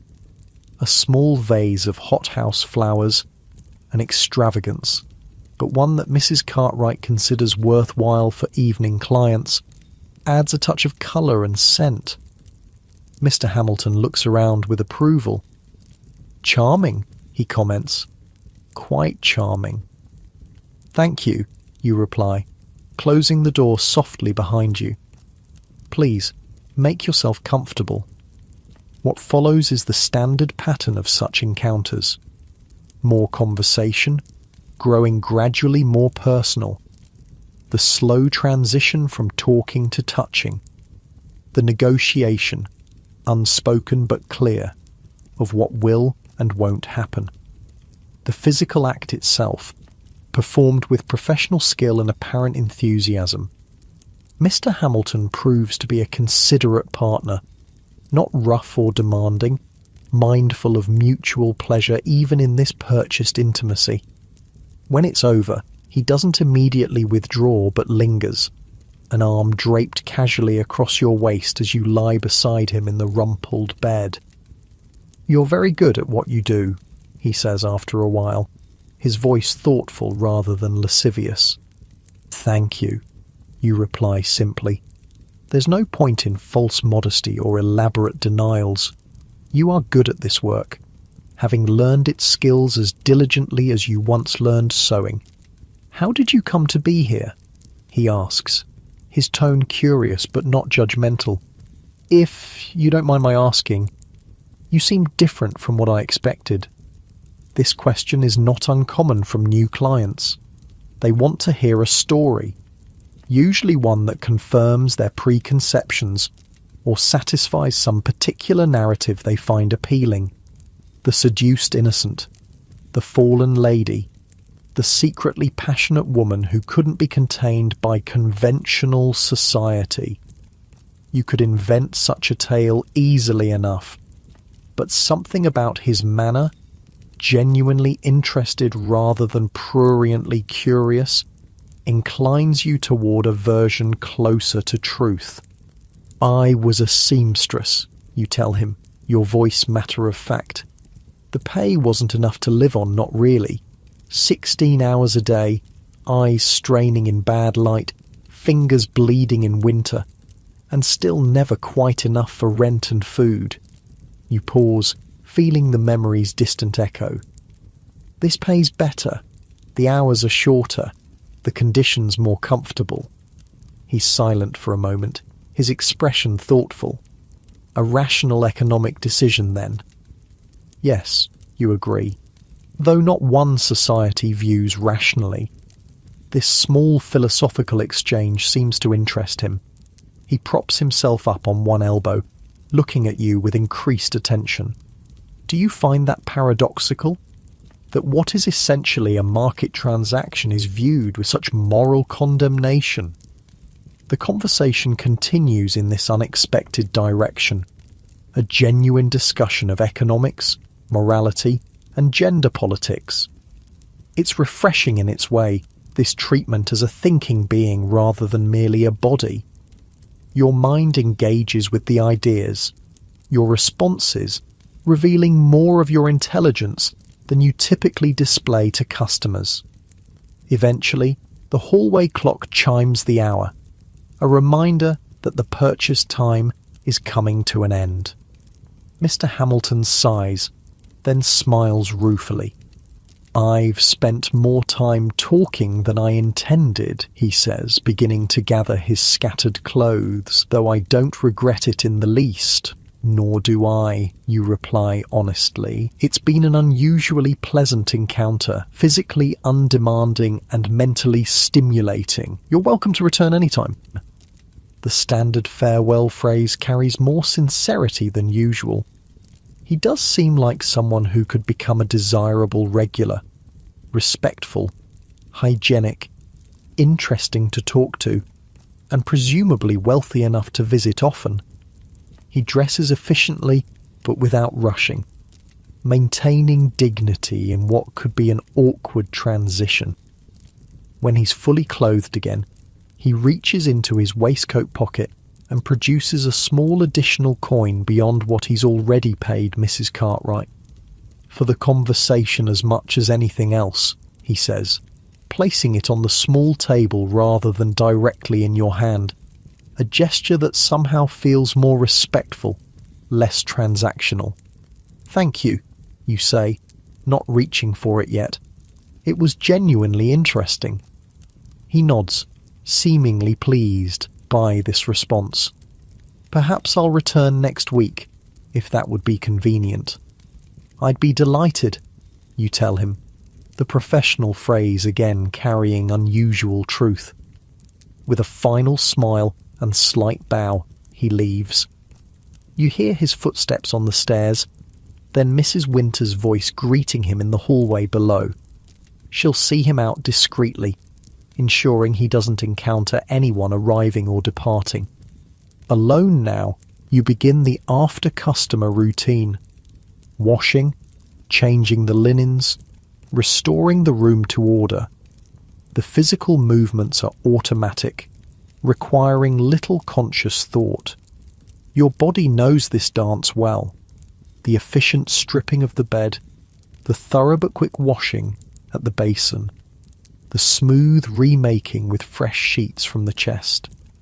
The repetitive actions are almost meditative, allowing your mind to drift. The encounter with Mr. Hamilton was unusual enough to prompt reflection. The genuine intellectual engagement, the treatment as a person with thoughts worth hearing, these are rare in this life. Most men want fantasy, escape, physical release. They don't want real conversation, real connection. Yet it would be a mistake to read too much into it, to create a narrative of special understanding or exceptional circumstances. He paid for your time, your body, your attention, just like any other customer. That he chose to use some of that time for conversation doesn't fundamentally change the nature of the transaction. This clear-eyed assessment isn't bitter or sad, just realistic. You've survived in this life partly by maintaining such boundaries, such clarity about what is and isn't real. It protects you from the dangers of false hope, of misplaced emotional investment. The room restored to order, you check your appearance in the small mirror. The encounter was relatively gentle, requiring only minor repairs to your hair and dress. A few pins repositioned, a crease smoothed away, a touch more colour to your lips. Ready again. Before returning downstairs, you take a moment just to breathe, to centre yourself. Standing in the middle of the room, feet planted firmly on the floor, you close your eyes briefly. In through your nose, out through your mouth. Slow, deep breaths that expand your ribs against the gentle constraint of the corset. A conscious relaxation of your shoulders, your jaw, the small muscles around your eyes. This moment of deliberate stillness helps separate the encounters. Mr. Hamilton is now past. Whoever comes next is not yet present. Just this breath, this moment of being only yourself, belongs entirely to you. You feel the solid floorboards beneath your feet, the slight movement of air against your skin, the rise and fall of your chest with each breath. Present, grounded, centered. The hallway clock chimes the half hour, pulling you back to awareness of time passing. You open your eyes, take one more deep breath, and move toward the door. The silk of your dress whispers around you as you walk, a gentle accompaniment to your movement. Your hand on the doorknob is steady, your posture balanced and poised, ready for whatever, whoever comes next. The house has taken on its full evening rhythm now. As you descend the stairs, you can hear multiple voices from different rooms. The murmur of conversation, an occasional laugh, the clink of glasses. The business is in full flow. The carefully orchestrated dance of supply and demand, desire and fulfillment, fantasy and reality playing out behind multiple closed doors. In the parlour, you find Lily alone, rearranging the sherry glasses and straightening the cushions between customers. She looks up as you enter, her expression brightening. "There you are. How was the banker man? Cook was right about him being wealthy. Did you see that gold watch chain?" You smile, settling onto the sofa beside her. He was fine, talkative, intelligent, might become a regular. She nods, understanding all the unspoken assessment in these simple phrases. "Lucky you. I had old Mr. Watson again. You know, the one with the wandering hands and the peppermint drops he's always sucking. Breathes like a steam engine, that one." This exchange of information is partly practical, partly the ordinary sharing of workplace experiences. There's comfort in it, in the unspoken understanding between women who share this particular life. No need to explain, to justify, to defend. Just acceptance of the reality you all navigate. The fire in the grate has burned down somewhat, creating a softer, more mellow light. Lily rises to add another small log, her movements economical and practiced. The fresh wood catches quickly, sending up a small flare of brighter flame before settling into a steady burn. You watch the fires dance, letting your gaze soften, your thoughts quiet. The warmth reaches you even several feet away, a gentle caress against your skin. The parlour smells of wood smoke, sherry, the subtle perfumes worn by the girls, and the lingering scent of the hothouse flowers arranged in a vase on the mantelpiece. Familiar smells, comfortable in their associations. Your body feels pleasantly tired but not exhausted. The kind of physical awareness that comes from being active but not strained. The silk dress holds you gently. The corset supports without constraining too severely. Your feet, encased in evening slippers rather than the sturdier boots of daytime, are tucked beneath you on the sofa, the muscles relaxed and comfortable. This quiet moment between customers is another of the small spaces that belong to you alone. Not required to perform, to engage, to respond to another's needs or desires. Just existing, just being, in the warm room with its gentle light and familiar smells. Your breathing naturally slows, deepens, in and out, easy and calm. Lily settles back beside you, her own posture relaxed as well. Quiet night for late November. she observes. Weather, do you think? That rain earlier was fierce. You nod, glancing toward the heavily curtained window where occasionally the sound of raindrops can still be heard pattering against the glass. Probably, though it might pick up later. Theatre crowds and such. This practical assessment of business conditions is another part of the professional mindset. Understanding the patterns, the external factors that influence your work, weather, payday cycles, major events in the city, all affect the flow of customers, the potential income. The conversation drifts to other topics. A new dress Emily is having made, speculation about whether Josephine will recover quickly or need extended rest, cook's plans for Sunday dinner, ordinary talk, domestic concerns. The kind of conversation that might happen in any household where women live together. Time passes in this peaceful interlude, measured by the gentle ticking of the clock and the gradual settling of the fire. Your muscles feel loose and comfortable, your mind calm and untroubled. Just this moment, just this experience of warmth and quiet company. Your breathing synchronizes naturally with the rhythm of the house, the distant murmur of voices, the occasional creak of floorboards, the soft rustle of fabric as Lily shifts position beside you. The front door knocker sounds. Another customer arriving. You both straighten slightly, professional awareness returning. Mrs. Cartwright's voice in the hallway, welcoming whoever has come. Then her appearance in the parlour doorway, her gaze finding you. Mary, a gentleman has asked for your company. Are you available?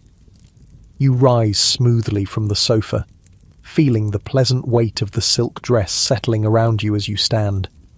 Your body feels rested, ready. Of course, Mrs. Cartwright. She nods, gesturing for you to follow her to the hallway where the next customer waits. As you move forward, you're aware of the balanced precision of your steps, the gentle sway of your skirts, the deep, even rhythm of your breathing. Centered, grounded, present in your body in this moment. You're ready for whatever comes next, moving with calm purpose into the continuing evening. The evening continues its measured progression, one customer following another in the carefully managed rhythm of the house. Some faces familiar, some new, some encounters brief and straightforward, others more complex. Throughout it all, you maintain the professional persona, attentive, charming, apparently delighted by each man's company regardless of the reality. By 11 o'clock, there's a natural lull. The early evening customers have departed. The later ones, those coming from theatres or gentlemen's clubs, haven't yet arrived. The house settles into a brief quietude, the girls gathering in the kitchen for a light supper and restorative cup of tea. The kitchen at this hour has its own particular charm. The main cooking for the day is done, but the large range still radiates comfortable heat. The air smells of baked bread and the beef stew from dinner, with undertones of soap from the washing up and the ever-present coal smoke that permeates all of London. Cook has gone to bed. Her day starts earliest, but has left out bread, cheese, cold meats, and a fruit tart for the girls to help themselves. You sink gratefully into a chair at the kitchen table, feeling the solid wood support your weight. The evening's activities have left you tired but not exhausted, your body aware of its exertions but not strained beyond comfort. The chair cradles you, allowing your muscles to release some of their careful control. That's nice. Just letting yourself relax a bit. Emily is already seated, her plate bearing a modest selection of bread and cheese. Her green silk dress is slightly crumpled now, her carefully arranged hair beginning to loosen from its pins. The evening's work shows in these small details, these gradual erosions of the perfect image constructed hours earlier. Busy night, you ask, reaching for a plate? She nods, swallowing a bite of cheese. 4 already, and Mrs. Cartwright says there might be a group coming later, some gentlemen from a club dinner. Lily enters as Emily speaks, catching the last words.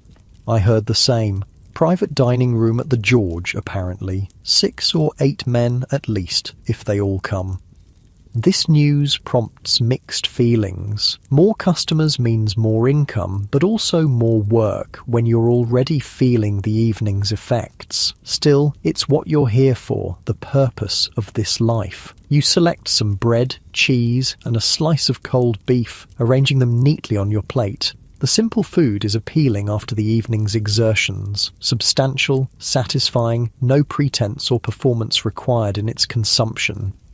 Sarah joins you, bringing the teapot from where it keeps warm at the edge of the range. The familiar ritual of pouring follows, the steaming amber liquid flowing into cups, the offer of milk or sugar, the appreciative first sip. The tea is strong and sweet, reviving after hours of professional smiles and calculated charm. The conversation around the table is desultory, relaxed. No one has much energy for elaborate discussion or significant topics. Instead, there are small observations, minor complaints, the exchange of brief anecdotes about the evening's customers. It's comfortable, this shared understanding, this common experience that needs no explanation or justification. You feel yourself unwinding further in this peaceful interlude. The tea's warmth spreads through your chest, the food satisfies your hunger, the familiar company soothes your social self, your breathing deepens naturally, your shoulders dropping slightly as tension continues to release. Just easy now. That's it. Too soon, the respite ends. Mrs. Winters appears in the kitchen doorway, her perpetually serious expression perhaps a touch more severe than usual. "They're here," she announces without preamble. 6 gentlemen from the club dinner. Mrs. Cartwright wants everyone in the parlour immediately. There's a collective sigh, quickly suppressed. Professional responsibility reasserts itself. Plates are set aside, teacups drained, hasty checks made of hair and dress. The brief period of relaxation recedes, replaced by the necessary focus of work. In the parlour, Mrs. Cartwright is already entertaining the new arrivals. 6 men as reported, ranging in age from perhaps 30 to 60, all in evening dress that shows signs of a lengthy dinner, slightly loosened cravats, waistcoats bearing minor stains of wine or food. Their voices are louder than the usual parlour tone, their laughter more frequent, the effects of good wine and male companionship making them less restrained than solitary visitors. Mrs. Cartwright looks up as you and the other girls enter, her expression revealing nothing but professional welcome. "Ah, here are the ladies now. Gentlemen, may I present Emily, Lily, Sarah, and Mary. I'm sure you'll find their company most agreeable." What follows is a more complex negotiation than usual. With multiple customers and multiple girls, there must be sorting, matching, agreement on who goes with whom. Some men have preferences. They like blondes or petite figures or a certain manner. Some girls have their own preferences or specialties. Mrs. Cartwright orchestrates this delicate process with practiced skill, ensuring everyone is satisfied without anyone feeling they've received less than their companion. You find yourself paired with one of the younger men, perhaps 32 or 33, with dark hair already receding slightly and a neat moustache. He introduces himself as Edward, speaking in the careful enunciation of someone monitoring their sobriety with limited success. "Delighted," he says, bowing slightly over your hand. "Absolutely delighted. And may I say, the blue of your dress is most becoming."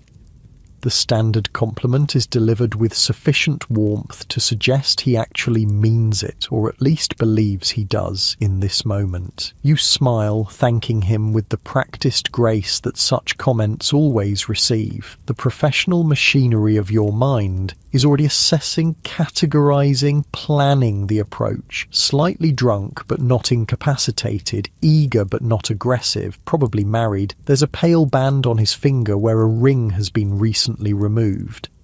The conversation that follows is predictable in its progression. Light social topics giving way to more personal observations, the gradual introduction of flirtatious elements, the subtle transition from talking to touching. Your body performs its role automatically. The right expressions, the appropriate responses to his increasingly bold compliments, the carefully calculated physical proximity that encourages without promising too much too soon. Eventually, the moment arrives when the parlour conversation has served its purpose. Like a well-rehearsed play, all the couples reach this point within minutes of each other, pairs rising from chairs and sofas, moving toward the hallway and the stairs beyond, each girl leading her customer to the appropriate room.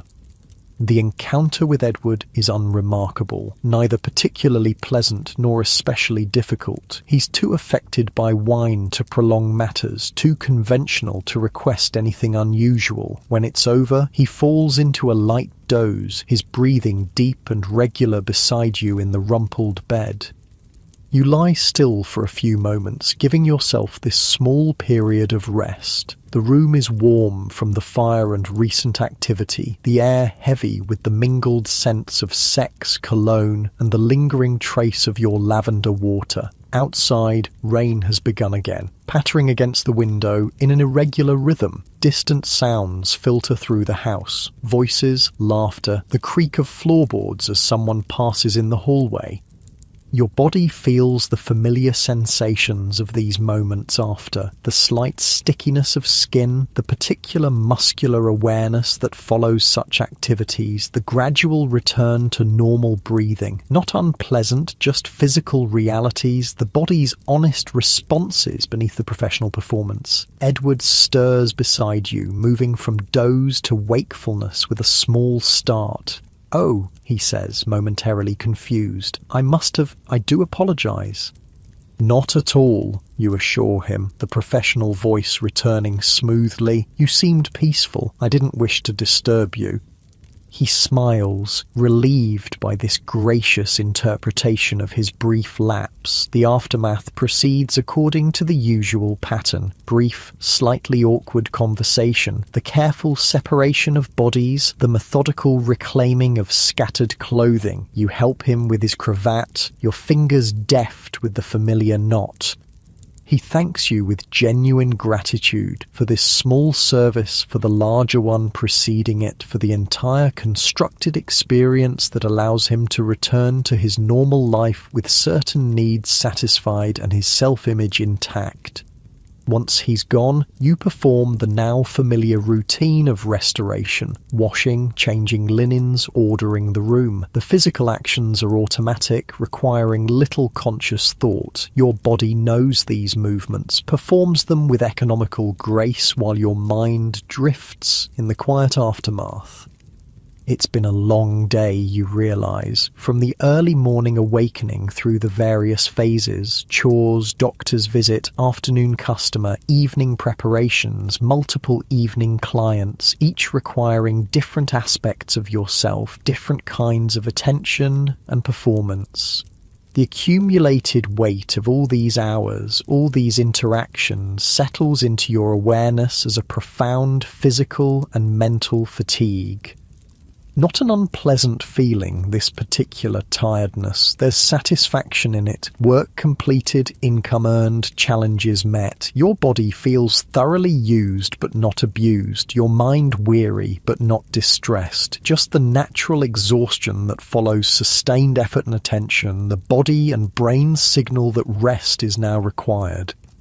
The clock in the hallway chimes 1, morning already, technically, though still the depths of night by any practical measure. The rain continues its gentle percussion against the window, now joined by the distant rumble of thunder, a proper storm developing by the sound of it.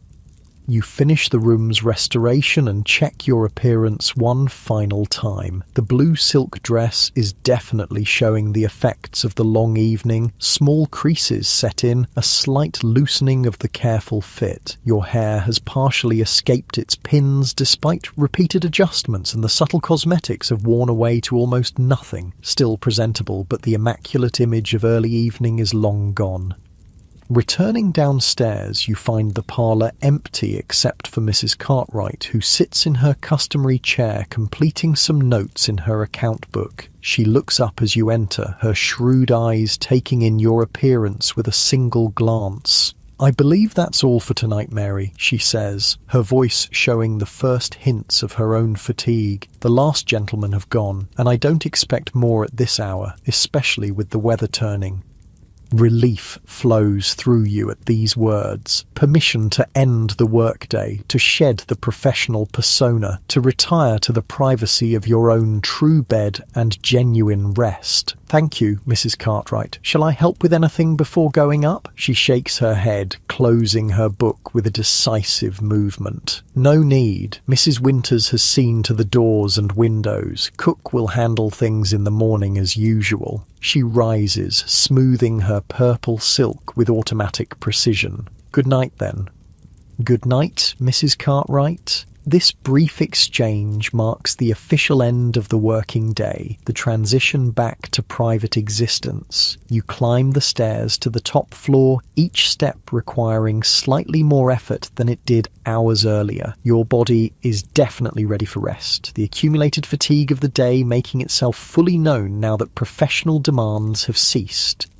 The bedroom you share with Lily welcomes you with its familiar simplicity. No customers ever come here. This is purely private space, the one place in the house that belongs just to you and your roommate. The two narrow beds with their plain cotton sheets and wool blankets. The small chest where your daytime clothes and few personal possessions are stored. The washstand with its ordinary pottery basin rather than the fine china of the customer rooms. Lily is already here, seated on her bed in her nightdress, brushing out her long auburn hair with slow, tired strokes. She looks up as you enter, offering a smile that carries all the shared understanding of your common life. "Finished for the night?" she asks, continuing her brushing.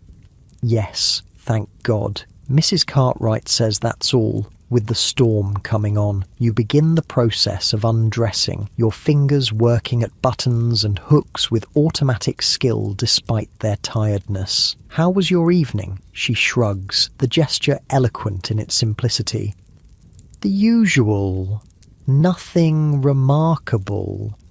Made decent money, though. That last one was generous."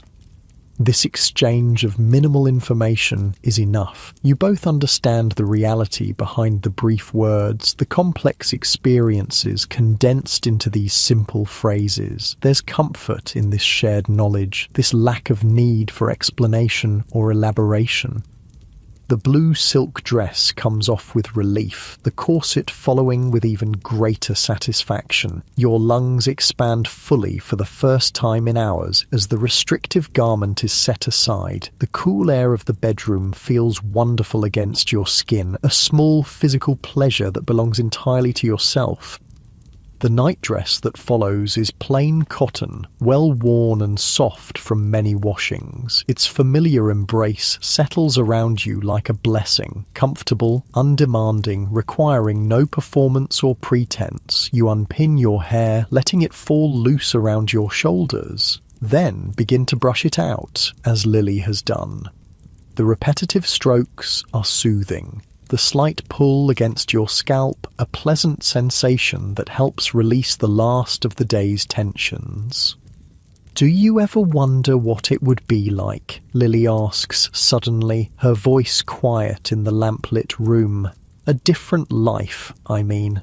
The question doesn't surprise you. These late-night philosophical wonderings are not uncommon, especially when fatigue loosens the normal restraints on such thoughts. You continue brushing as you consider your answer. "Or sometimes," you admit, "but then I remember what it was actually like. the hunger, the cold, the constant fear of ending up in the workhouse. At least here we eat well, we're warm, we have some control over our lives. She nods, accepting this pragmatic assessment.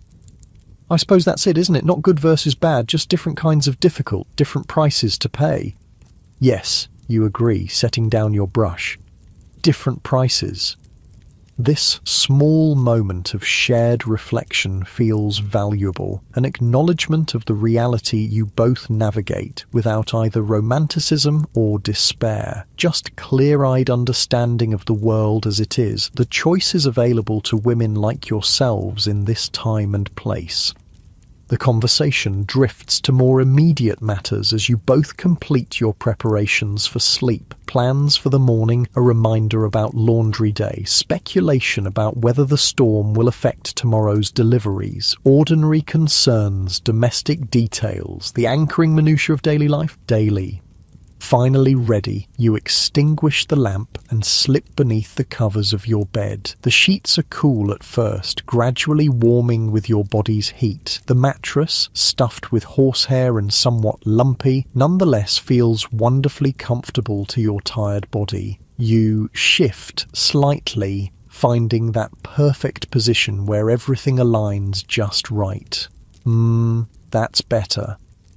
Outside, the storm has intensified, rain drums steadily against the window, wind occasionally gusting to rattle the panes. But inside is warmth, shelter, the deep quiet that comes at the end of a long day's work. Your eyes close naturally, your breathing deepens and slows.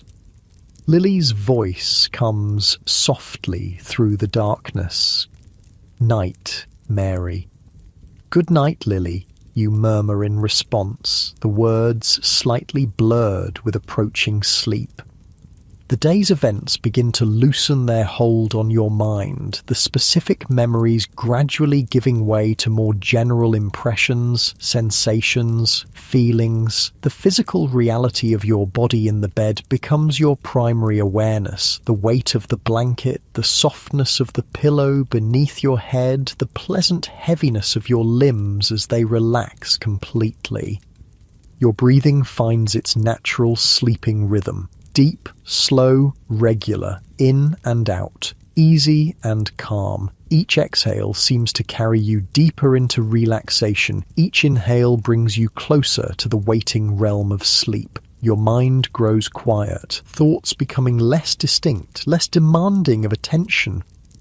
The sounds of the storm outside create a perfect backdrop for sleep. The steady patter of rain, the occasional rumble of thunder now more distant, the soft sighing of wind around the house's corners. Nature's lullaby, ancient and effective. Your consciousness begins to drift on this gentle sea of sound, floating rather than swimming, carried rather than moving through your own effort.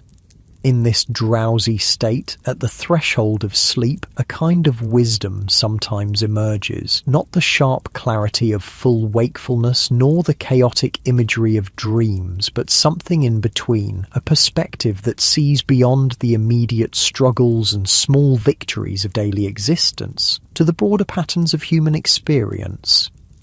Your life in this Victorian brothel is just one tiny thread in the vast tapestry of women's experiences throughout history. Difficult, yes, dangerous in its way, morally condemned by the society that simultaneously creates the conditions that make it necessary and the demand that makes it profitable. But also a place of certain freedoms unavailable elsewhere. Economic independence, however limited, female solidarity, however complicated by competition, control over your daily existence, however constrained by larger social forces.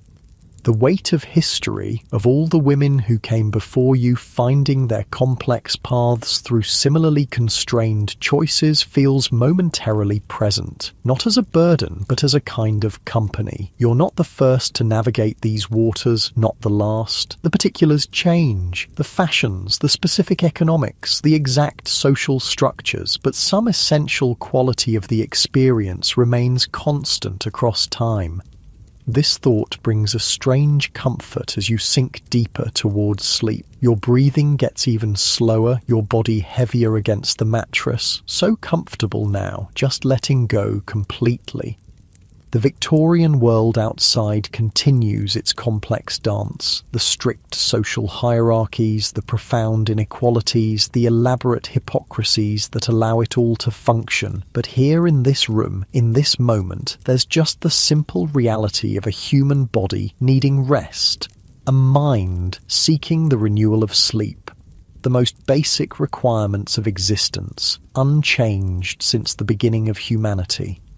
Your awareness of the room grows dimmer as sleep approaches more closely. The physical sensations of the bed, the sounds of the storm, even the awareness of your own breathing, all begin to fade, to recede like a tide pulling back from shore. What remains is just a gentle, floating feeling, a peaceful drifting toward unconsciousness.